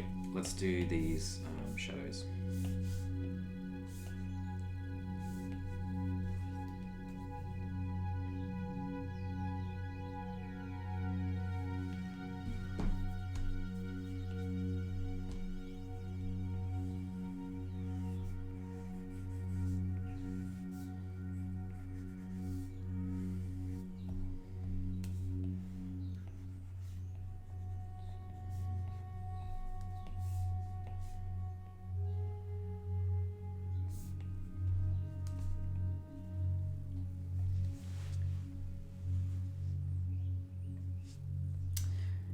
Dancing Drake, yeah, this is one of my favourite parts, for sure. It just makes everything come alive.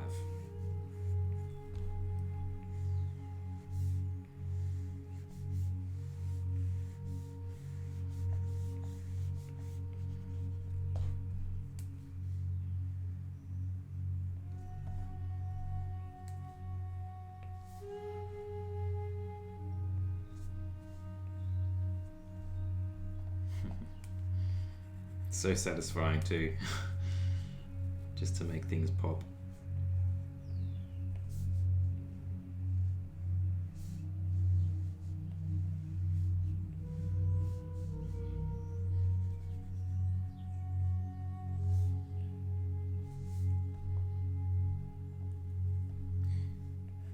Very satisfying.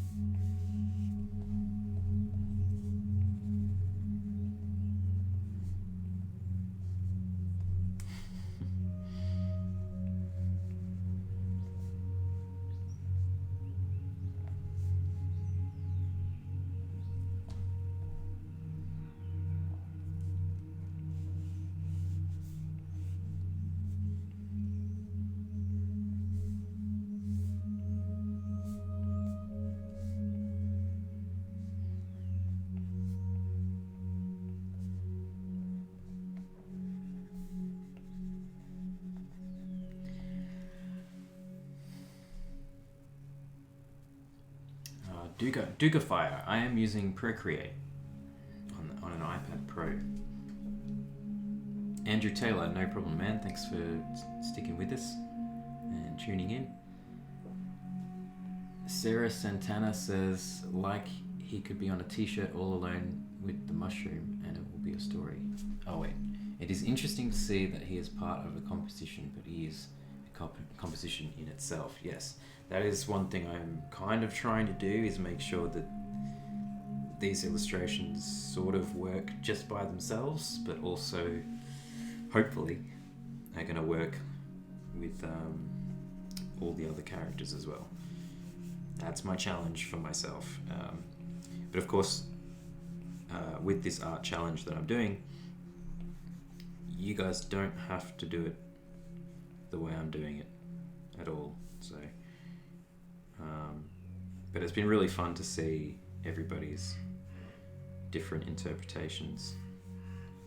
Very, very fun.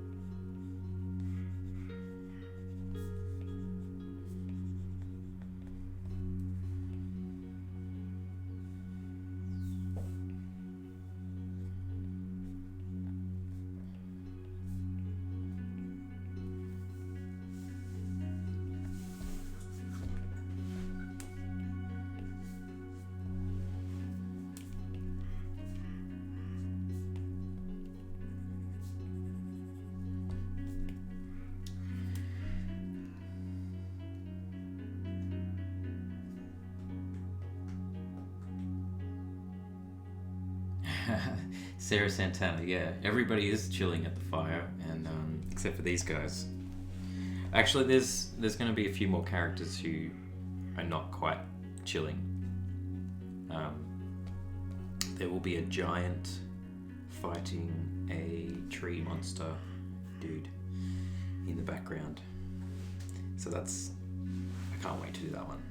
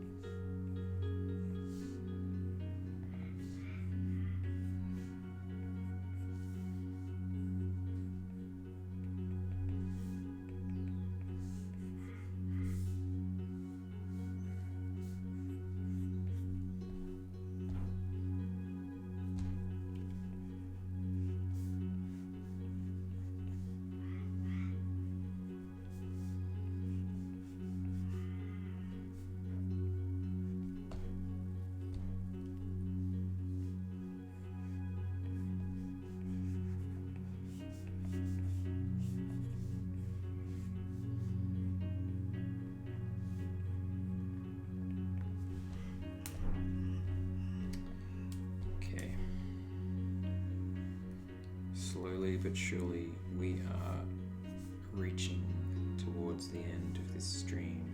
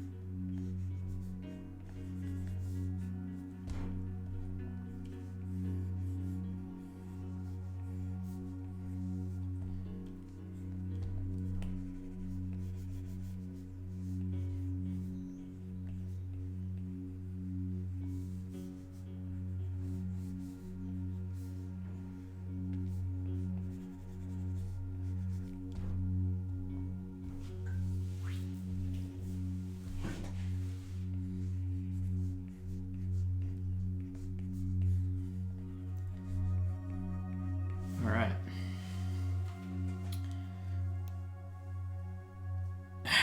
Bree Graham says, interesting stuff I have in the corner.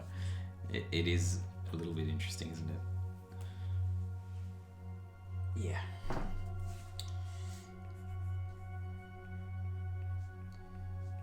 It was part of a costume that I made for a festival here.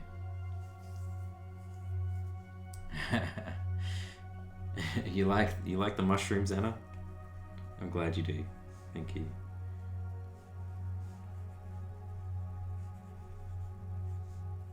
Yeah, they're kind of ridiculous, aren't they? Good fun.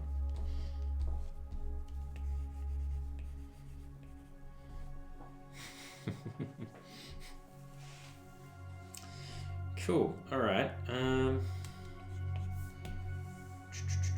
think I need to just do a little bit of work on this ground.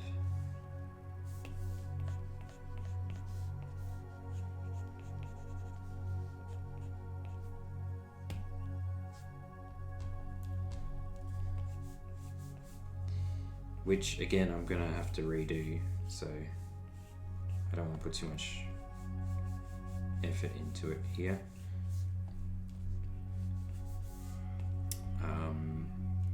Yeah, once it's in the main illustration, things are going to change. So, but you know, it just needs a little bit of something.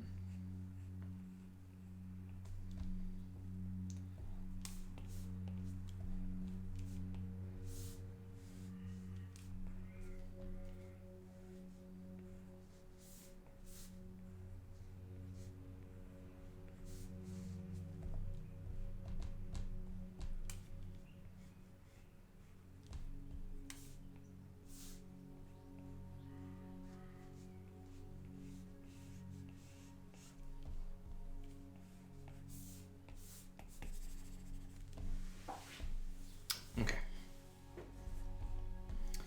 Right. I think we're pretty almost done. We're just gonna add some more stuff. So let's get to new clipping mask. I'm gonna grab the fire-ish color. We're gonna set it to, we'll try overlay and grab the airbrush. And I'm just gonna make this glow a little bit. Yeah, that's quite nice. Oh, that's the one thing I didn't do actually, is these highlights. They turned white on the mushroom and I don't like that. So what I'm gonna do is cut and paste. Now it's gone orange. Try a different blend mode, maybe screen. Oh, okay, hard light, there you go, that sort of works. Let's just leave it at that. Get back to our glows. Oh, Anna is sewing zebra face masks, that's cool. Are you selling them anywhere online? I have a friend who's making masks as well, which are pretty cool.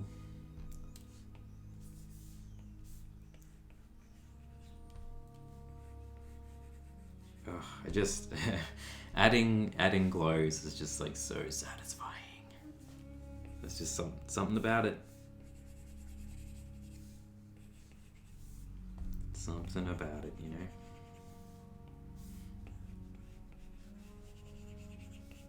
I'm actually very much happier with the outlines, how crisp they are in this one.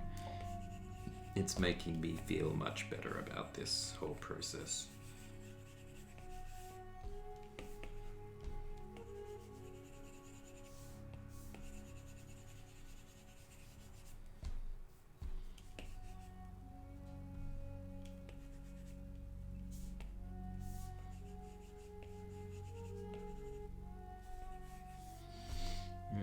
Okay.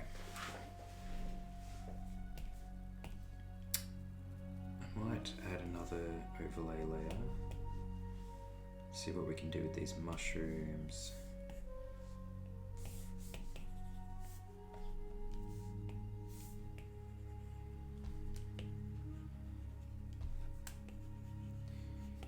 Yeah, that's nice. Just make them pop a little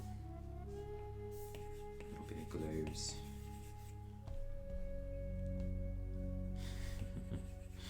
They're so stupid.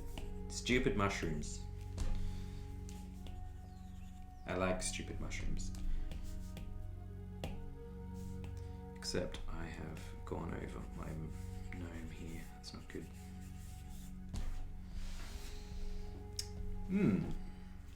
Alright. Let's make some final adjustments.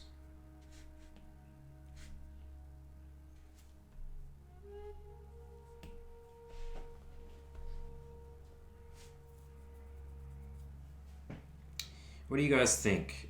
Is there anything that I'm missing? Do you think we're basically done?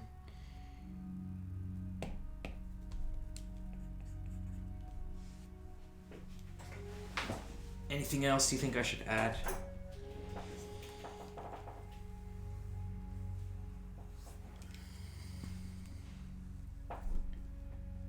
Hey Bo, thanks man. I hope you like your little mushroom with a shovel there. That was for you.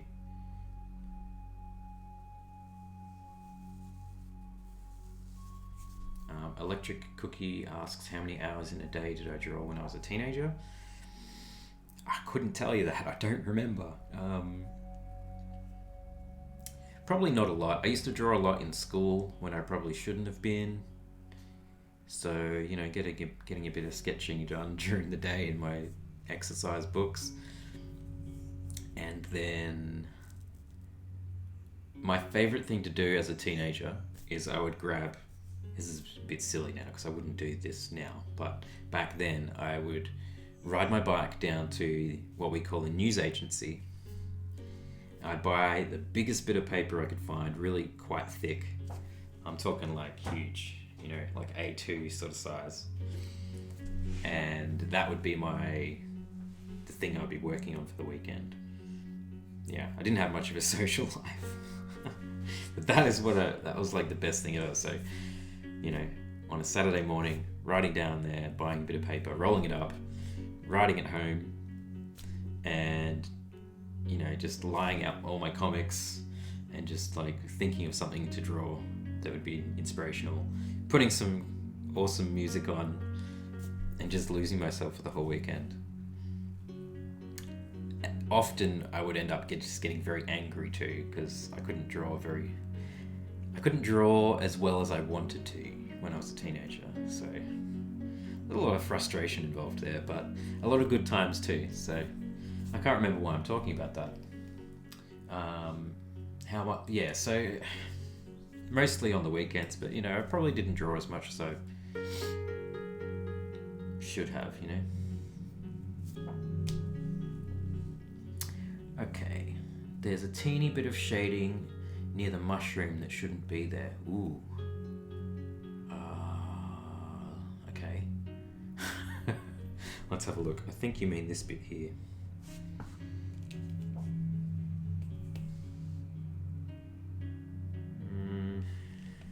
Maybe.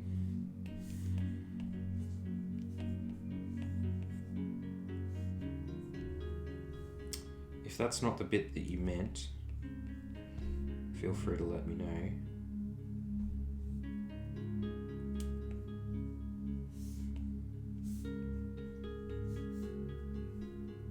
It's very easy to like kind of miss things at this point.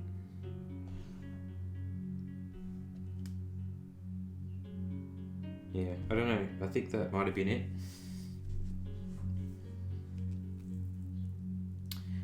Should the glow of the mushrooms reflect on his face? Well, technically, probably could. I haven't really decided how much they're actually glowing. I kind of just wanted to see, like, boost their colors, really. That's probably too bright, actually. So I'm going to turn that down just a little bit.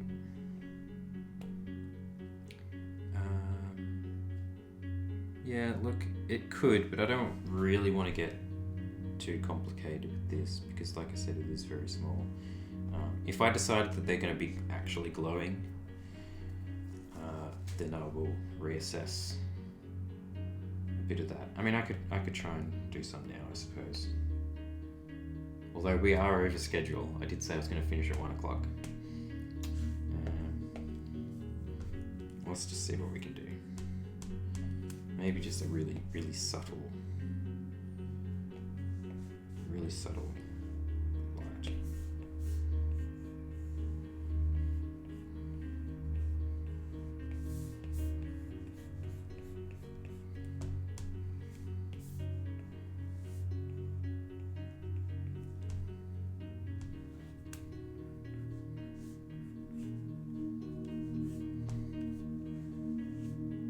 Look, you're probably right. I mean, it does kind of look a little bit more dynamic. To put some sort of bounce light in there.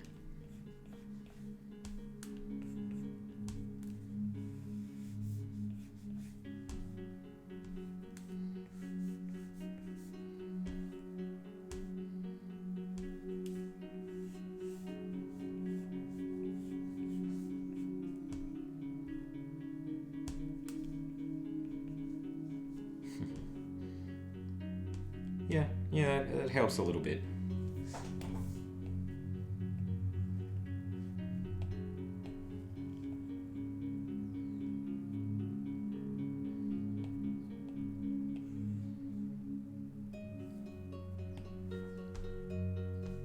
All right, I'm gonna call it because I don't want to overcomplicate things.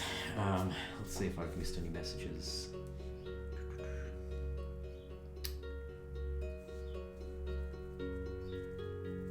Grey Dawn, I'm definitely going to be doing some videos, more instructional, slower, and show you, how things actually work in Procreate and my process. So stay tuned for that.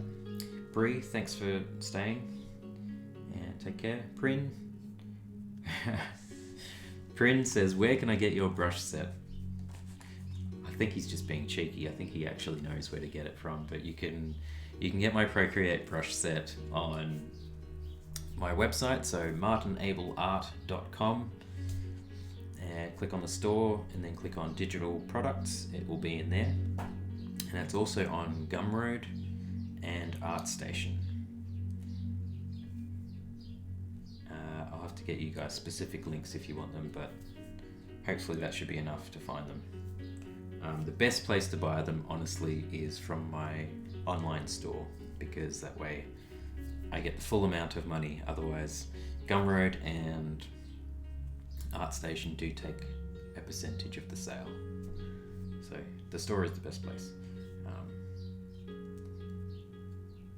Oh yeah, Michelle Frank says we need some blush on the nose and cheeks. You are so right. That is so true. I can't believe I forgot that. All right, let's do it. In fact, actually, I'm going to go back in and remove some. This line here does not look good, so we're going to get rid of that. It's just too drastic. We didn't need it there. And let's add some blush.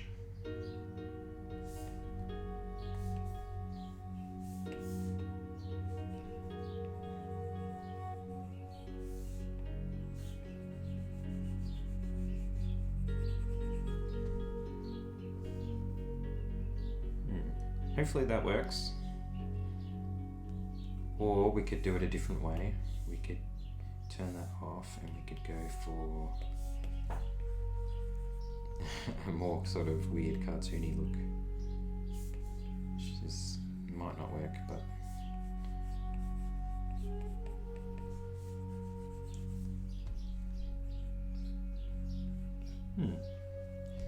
I don't know, what do you think? Should we go for the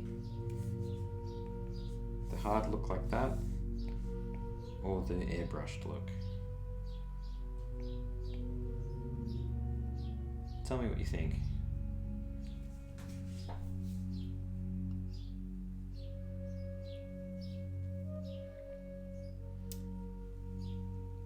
Fallen Star says they would like to see my initial sketching and thought process when I come up with a character. You just need to catch the very start of the stream, I think. Or, well, I did already have a sketch that I was working from. It was a very, very rough, minimal thing. Okay, we've got 2 people saying airbrushed. Let's just wait for some more. Yeah, everybody's saying airbrushed. Okay, I think that seals the deal. Thank you for your opinions. Alright.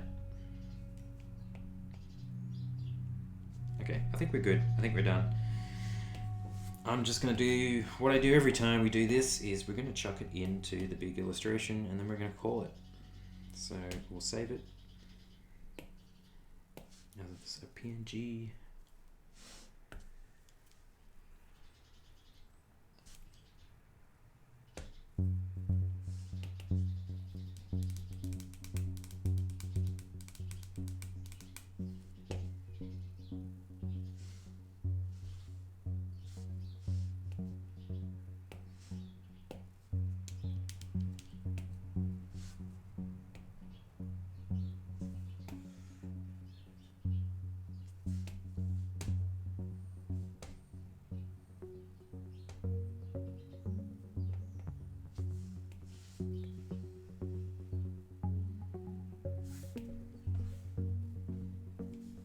So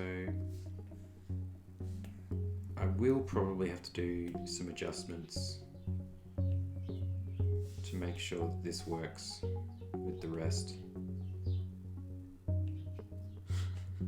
See, the problem is I can already tell that there's more detail in this character than there is in the one next to it. You see that? So that's something I'm going to have to, just really keep in mind when it comes to putting all these things together. But it's cool. It's alright. I think it's fine. Maybe I just need to come back in here and add some more details to her. That's basically the way it'll go. That's why I tried to keep this as simple as I could. I reckon I could probably have kept it more simple than that. But yeah, I think I'm pretty happy with that. Pretty happy with how he turned out. I don't know when I'm going to be streaming next. I haven't really thought about it, but I think today was definitely a success for streaming. I think this is the most amount of viewers we've had so far, and I think that's due to the time for most of the American viewers. So we'll probably do this again next Sunday, or same time next week. I might do a stream on Thursday, but I probably will do, if I do a stream on Thursday, I'll do it at a different time, just to accommodate to European people.